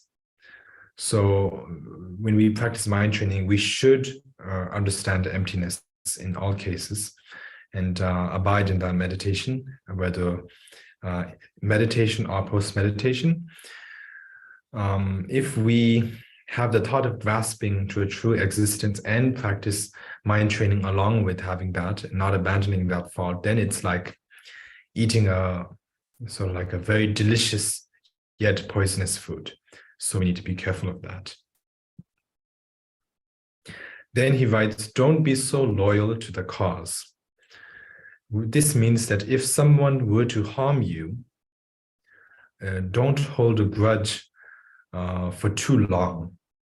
Don't hold a grudge that, oh, this person harmed me or hurt me, and I'll never forgive them for that. You know, there's some people who remember grudges, remember, you know, another person harming you and hold on to that, you know, as a grudge for a very long time, for many, many years. And sometimes even if, you know,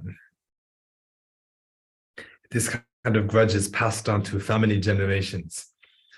And even if the present two families have never really had a fight, you know, they still hold on to that grudge because their ancestors had a fight, or, you know, and something like that, just some misunderstanding. So don't be like that. And then he writes, don't lash out in retaliation. What this means is that when others say harmful words to you, don't lash out. Like, don't try to give an immediate response back by saying harsh words back to them or physically hurting them. Instead, try to practice patience, because that is what a mind training practitioner should do. Then Geshe Chekawa writes, don't lie in ambush. This means don't search for the chance to harm others in return to harm. So, of course, earlier he mentioned we should not harm others in return if they harm oneself in the first place. But even after they have harmed oneself and one is not able to harm them in return immediately, one should not like always look for the chance to harm them at all times. Just don't be wasting your time in harming, in looking for the chance to harm others. And then he writes, don't strike a vulnerable point. This means don't do anything that would hurt someone's heart, or don't do anything that would hurt someone's feelings, because that would not be Dharma practice anyways. Then he writes, don't transfer the ox's burden to the cow. That might sound confusing, but this means don't blame others for the mistakes oneself has made. One should take responsibility for one's own mistakes and not blame it upon others. Then he writes, don't be competitive. And what this means is don't wish to receive the most respect when you are amongst many mind trainers equal to yourself. So like sometimes we get too carried away with the fact that we are a mind training practitioner, and we start to get proud, and we start to get a lot of expectations of receiving respect and so on. But we should not expect that, because if you think about it, there are many others like oneself who are also training in controlling the mind. So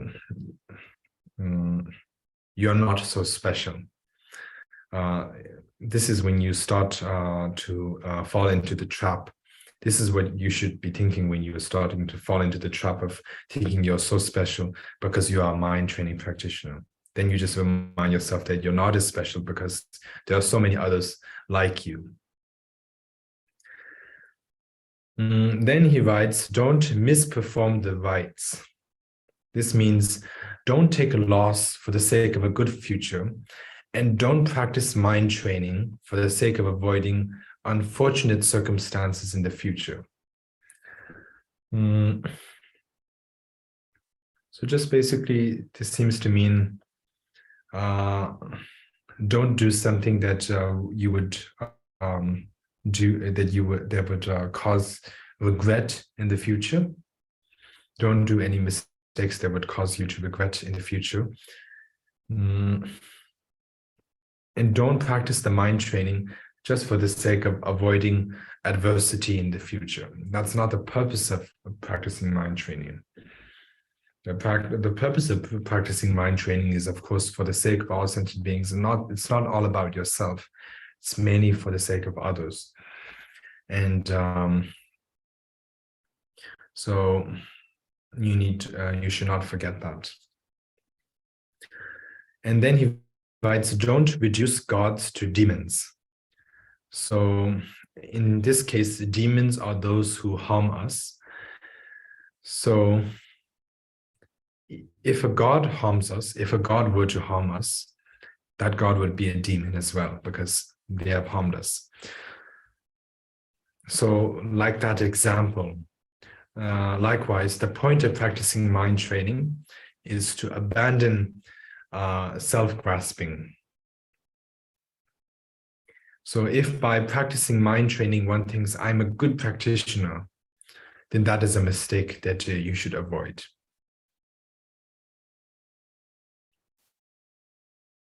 So yeah, if you still didn't understand that,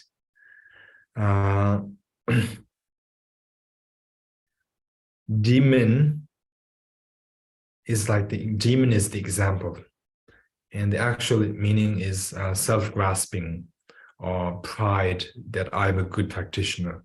God is like the mind training practice. So what it means is that demon is someone which harms us. If a god were to harm us, that god could also be considered as a demon. So likewise, mind training is supposed to help us. It's supposed to help us. But if it harms us instead, because we practice it incorrectly, and we end up thinking I'm a good practitioner, and we're not able to abandon the self-grasping, then the mind training is not useful in the end. So we need to make sure that the mind training, which is originally like a medicine, does not turn into something which is like poison. We need to keep the mind training, which is like a medicine, and keep it as a medicine, and do not make it transform into a poison, or basically a source for being proud, so a source of pride. Following that, Geshe Chekawa writes, don't seek others' misery as crutches of your own happiness.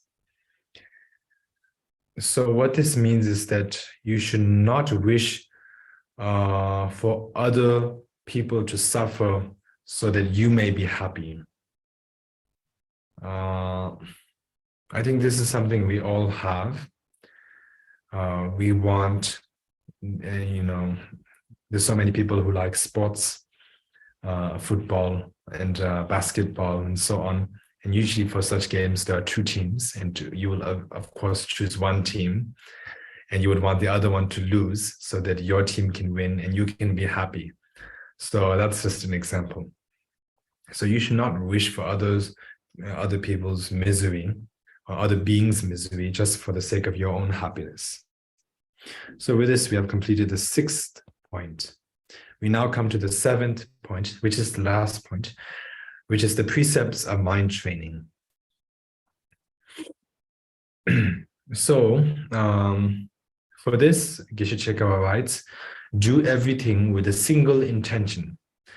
What he means here is that whatever meditation one does, it should be done out of the wish for benefiting others, not for one's own sake, but for the sake of benefiting others. That should be the single intention of all practices you do.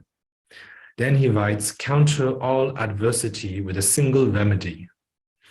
This means that when one practices the Dharma, there may be many obstacles, and all such obstacles should be dispelled with the practice of, which I mentioned earlier, the exchange of oneself and others. So yes, there will be many obstacles when you practice the Dharma. And how should you get rid of all obstacles? You should get rid of it through the practice of exchanging happiness and suffering with others. Then Geshe Chekawa writes, two tasks, one at the beginning and one at the end. This means that when one wakes up in the morning, one should think, today I shall practice the two bodhicittas, which is relative and ultimate bodhicitta. And at night, one should inspect how one's practice went throughout the day. How was one's practice? If oneself has practiced a lot of good deeds, has practiced the Dharma correctly in the daytime, then we should rejoice in that. And if one has not practiced enough in the day, and if things have not gone well, if one has not been able to control one's mind throughout the day, then we should confess one's negative deeds and promise not to repeat the same mistakes again. So these are the things that we need to do, the two tasks. Two tasks and in the daytime and two in the night. Then Geshe Chekawa writes, whichever of the two occurs, be patient. So this means that when we are happy or unhappy, when happiness or unhappiness arises, or any of the eight worldly dharma, eight worldly concerns, such as praise and the opposite of that, and then there are eight worldly concerns: joy and sadness and pleasant and unpleasant and so on. When any of such of these pairs occur, basically when any happiness or unhappiness occurs, you should learn to be patient through the practice of mind training in any of these situations. So if you're happy, you should not be too excited. If you're sad, you shouldn't be too. If you're unhappy, you should not be too sad. Just bring the practice of mind training in all circumstances.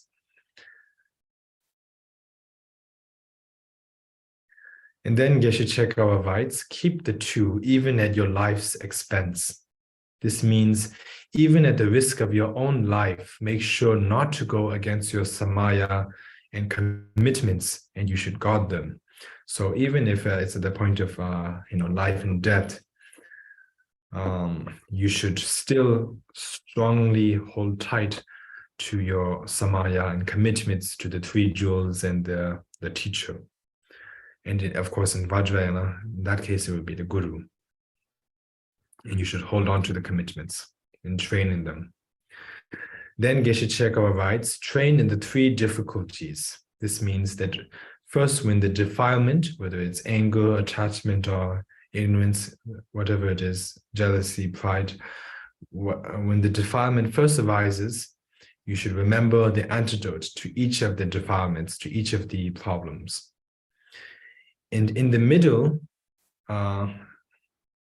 you should dispel the defilement. So first of all, when the defilement arises, remember to bring in the antidote. When the defilement is actually there, try to dispel it.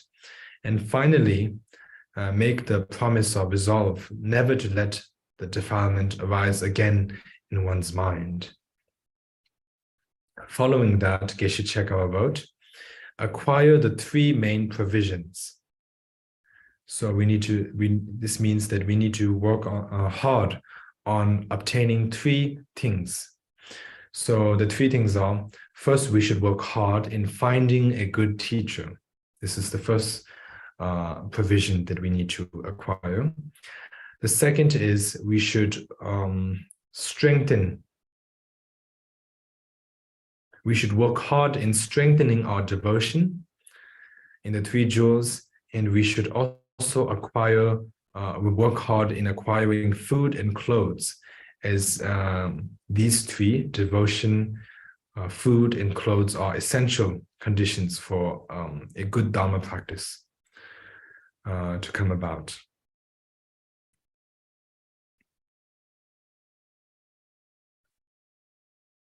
So this is it, the three main provisions. The first is the good teacher. The second is devotion. And the third is, you count it together, food and clothing. So this is the third. So these three we need to work hard on attaining.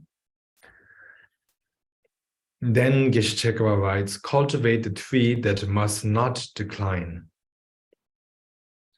So there are three things we need to work hard and we need to work hard from preventing it from declining. So the first is the faith or devotion. So cultivate faith which does not decline in the teacher, and cultivate joy which does not decline in meditating on bodhichitta, and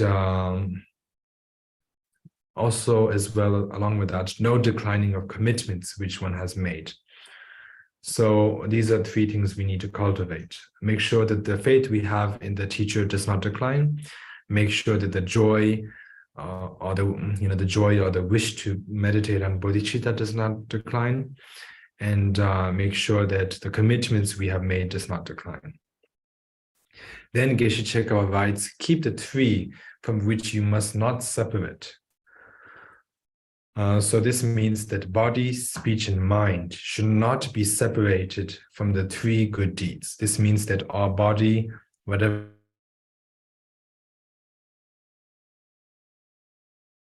verbal actions we do, it should be good verbal actions. Whatever mental actions we do, it should be good mental actions, and not negative physical or verbal or mental actions.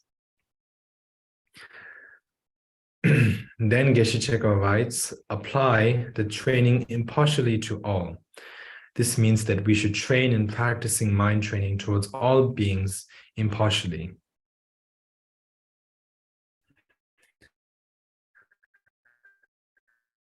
Then he writes, it is vital that it be deep and all-pervasive. This means rather than practicing mainly from the mouth, we should learn to practice mind training from the depth of one's heart, wherever we are at any time. Then he writes, meditate constantly on those who have been set apart. So this means that we should practice mind training carefully towards those who have been kind to you, those who challenge you, or you could say harm you, and those who also repay your kindness in evil ways. So basically, whether people are nice to you or not nice to you, to anyone you meet, to anyone you have to deal with, you should be kind towards them and practice mind training towards them. He then writes, don't be dependent on external conditions. So this means that usually Dharma practice requires the conditions to gather.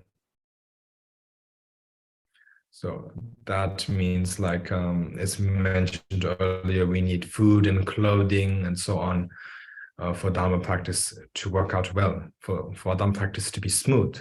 Because if we are living in very difficult living situations, then our mind will be too troubled by the physical suffering or mental suffering resulting from that our mind will not be in the right condition to think of the Dharma.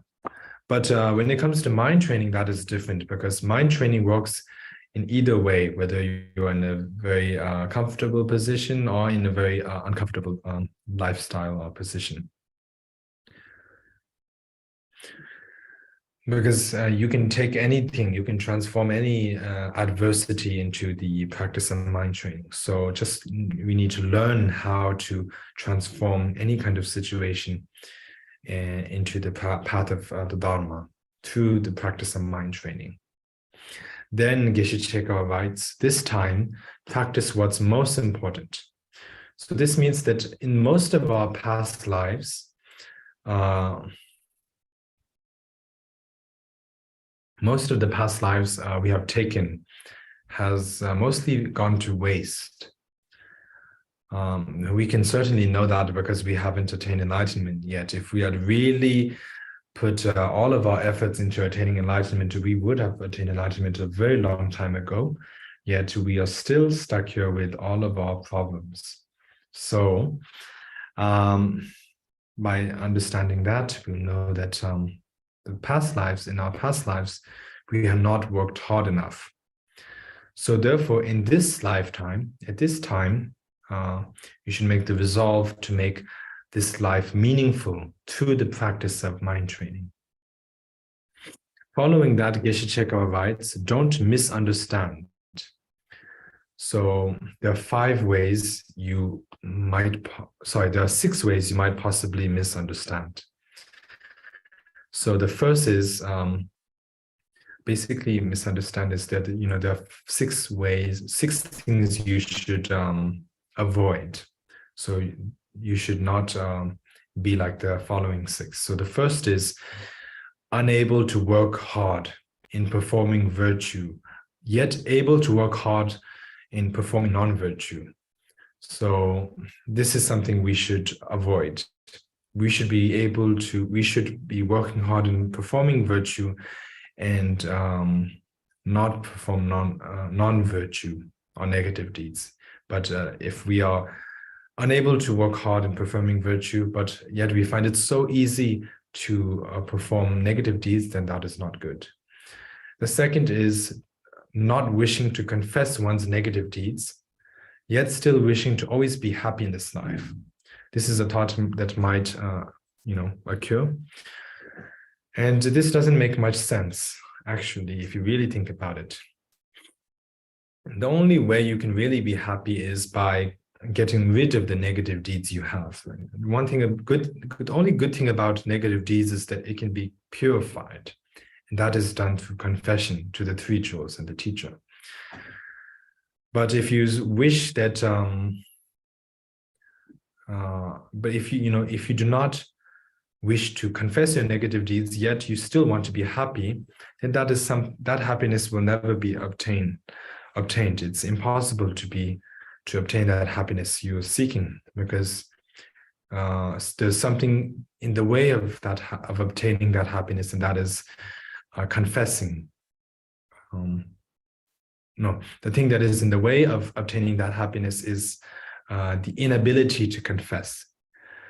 And that is what the problem you have. So you need to confess the negative deeds. The third is misunderstanding of taste. So this means having no wish to experience the taste of hearing, contemplation, and meditation, which is basically having no wish to listen to the teachings, having no wish to think about the teachings, having no wish to meditate on the teachings, but yet you wish to experience the taste of beautiful forms, pleasant sounds, good smells, sweet tastes, and soft touches. So basically, you're indulging in the 5 sensual pleasures. So this is not good for a Dharma practitioner. You should not be attached to the 5 sensual pleasures, and you should find joy in hearing, contemplating, and meditating. The fourth problem is a misunderstanding of compassion, which is to practice compassion towards the Dharma practitioners instead of those who perform negative deeds.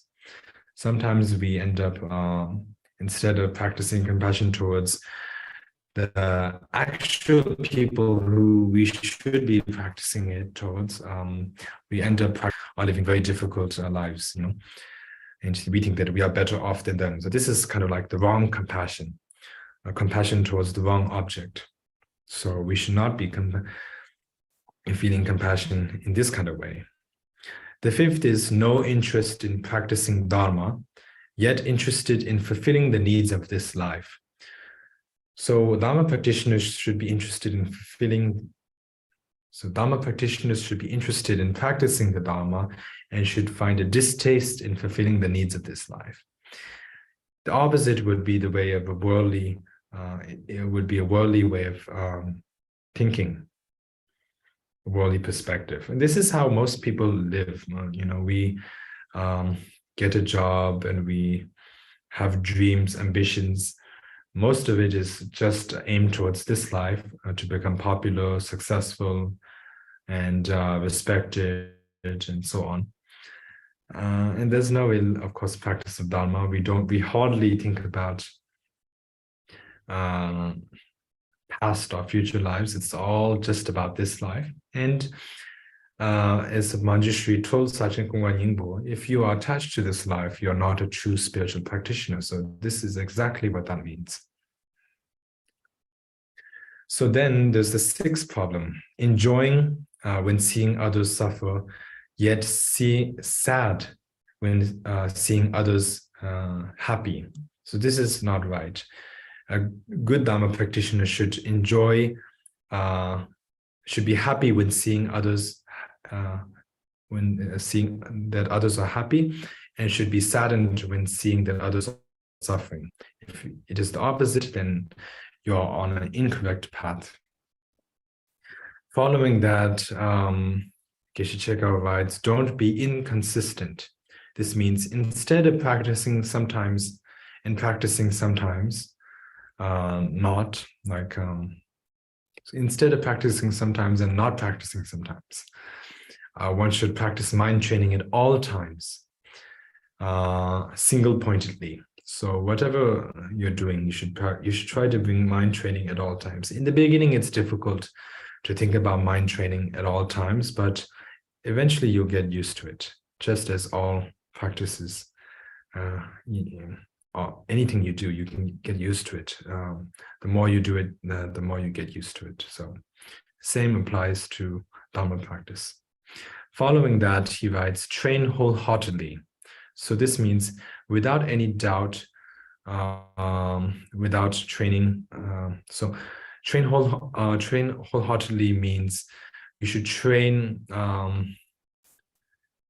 without any doubt whether mind training is effective or not, whether it is beneficial or not. You should trust that mind training is effective in practice.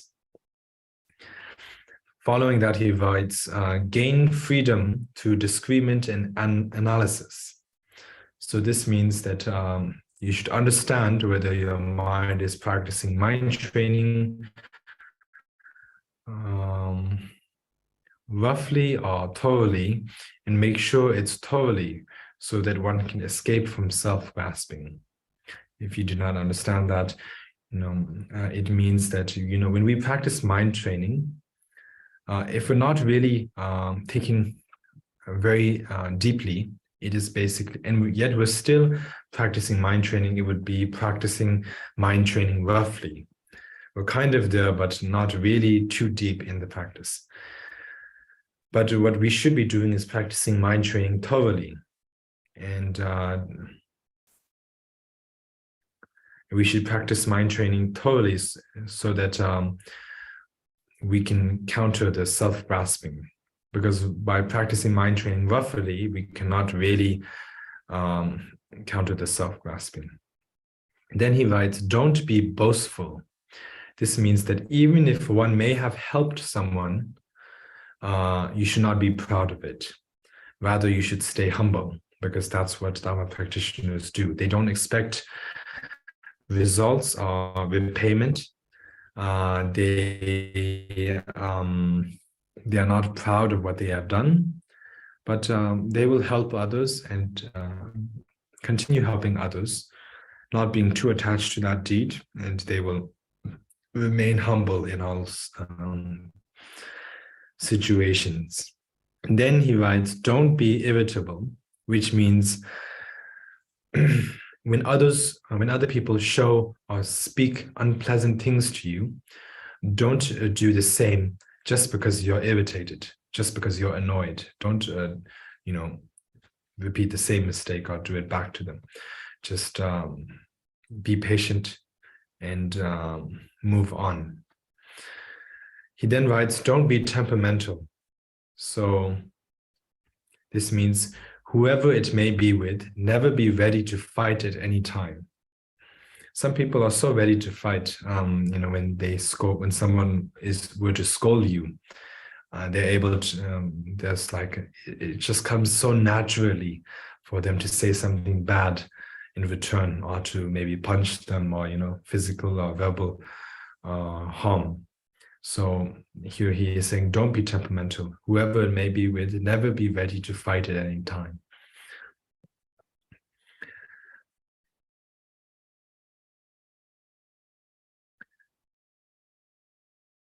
And then he writes, don't seek acknowledgement. This means that you should not even wish, it means that you should not even wish for others to say, oh, you practiced very well. You're doing very good Dharma practices. You're doing a very good job, and so on, for, practicing mind training. You should not expect such praise from others or acknowledgement.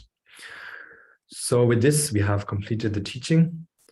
Here we have the conclusion. It says, the essence of the nectar-like instructions for transforming into the path of awakening, the 5 prevalent signs of degeneration, was passed down from the one from Golden Isle, which is the master Selingpa. When karmic seeds left over from former trainings were aroused in me, I felt great interest, and so, without regard for suffering or disparagement, I sought instructions on subduing ego clinging.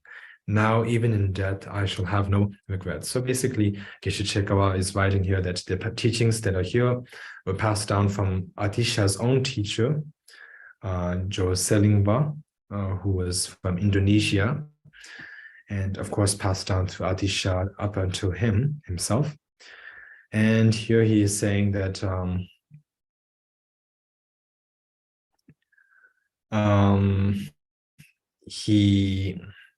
due to the teachings that were passed, and due to taking on these teachings upon his own self by applying it to his mind, now he does not have any debt, even if he were to die. He would not have any regret, even if he were to die now. Because he has perfected the practice of mind training. So with this we have completed the teaching, and it's getting quite late. So now, as requested, I will give the Vajrakilaya Gargo blessing. So this is a Gargo. Gargo is basically a command to the Dharma protectors and so on, and a request to the gurus. In this case, the lineage masters of the Vajrakilaya, the Vajrakilaya cycle of teachings, and requesting them to protect whoever listens or hears this Gargo. So I will give the Gargo blessing now. Om Sumbane Sumbo Ho Ho Bam Girana Girana Ho Ho Bam Girana Baya Ho Ho Omana Ho Bagan Biera Ho Bam Bezagili Gila saw begin bedam Bidaz the Hana Hana Bezago the Hungaram Gazagazam Bezago the Bizel Hana Nam Bezago the Nila Dendam Dadam Bezago the Yamitagan Bazabazam Bezago the Razanam Bedam Bezago the Hayo Hulu Bezago the Barazidam Didam Bezagoda Minagoda Leons Nazina Bezago the Deloga Bizam Bedam Bezago the Mabala Sabra home Bezayagan Hunzam Bezabera, who Bezamino, Bezamara, who Jo Maramem, Coloramanin Zalaya. So Zalaya and Yila Sola the Sola do not do the Sola Shiji, says the Shishu, so that the Mamashiranga, Marasana. Barmadani, home pay, and I was always like a true, when do someone go to just about to go Majuna Colonels, Colonel Jirin, the current to the Gabo to Doshina. Queen Gigo, Queen Gedon, Queen Pablo, Queen Shagan, or Colonel Shell to the Queen Gabo, Queen Saga, but you move on your Colonel, but just on them, Queen Jizel, Bujava, Gaza, Queen Saga Beneda, Queen Dragon, but check up Pabako by the Palo de Gelosa, watch on the label of the Ganda Bagos on a Gamba, as a Queen Lama Basona gets, Queen Large Gazi.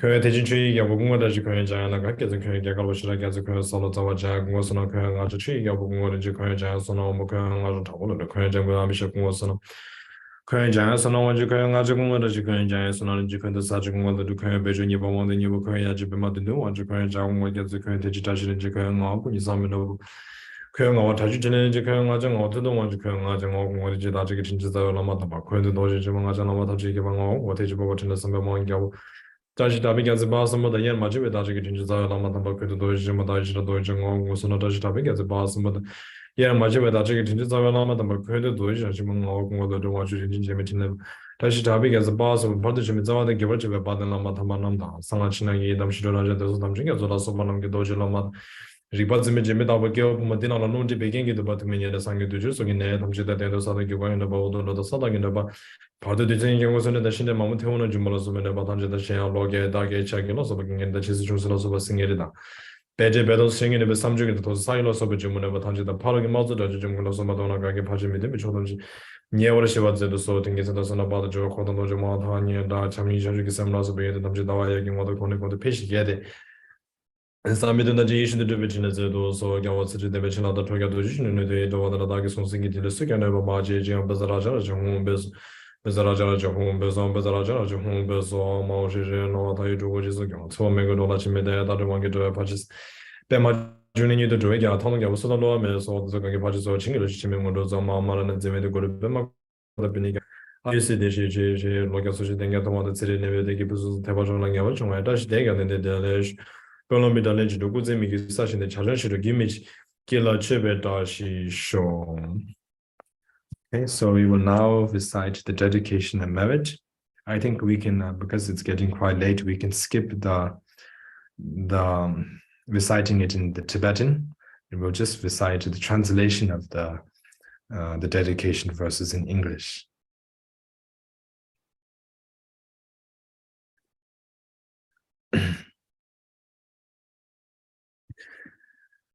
Through this virtue, may I attain the state of omniscience and thereby defeat the foes of downfalls. May I liberate beings from the ocean of existence where the waves of birth, old age, disease, and death roll violently. In whatever way valiant Manjushri and Samantha Vajra know how to transfer merit, so do I dedicate all of my own virtues that I might train to be like them. Through this dedication, praised as supreme by the victorious Buddhas of the past, present, and future, I dedicate all of these roots of virtue to accomplishing noble deeds. May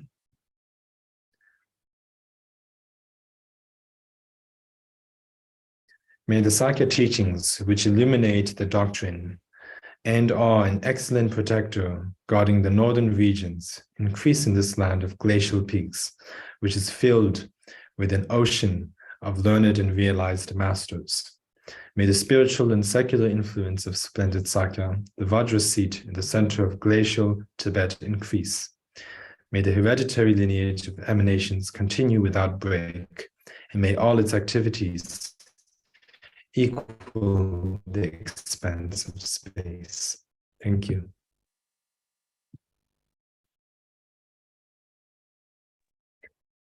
Thank you very much, dear Rinpoche. Dear friends, owing to the great kindness of His Eminence Asanga Vajra Rinpoche, we have received such a deep and precious teaching, and now we can apply it wholeheartedly in our lives. We pray for His Eminence's long and healthy life. All the text translations are published on Sakya Friends Facebook pages.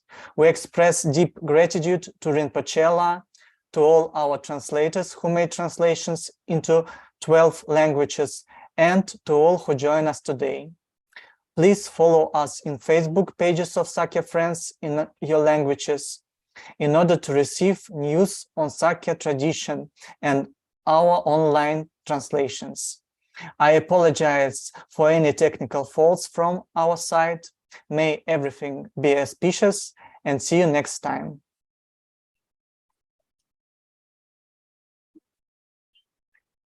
Thank you all. Thank you, dear Rinpoche.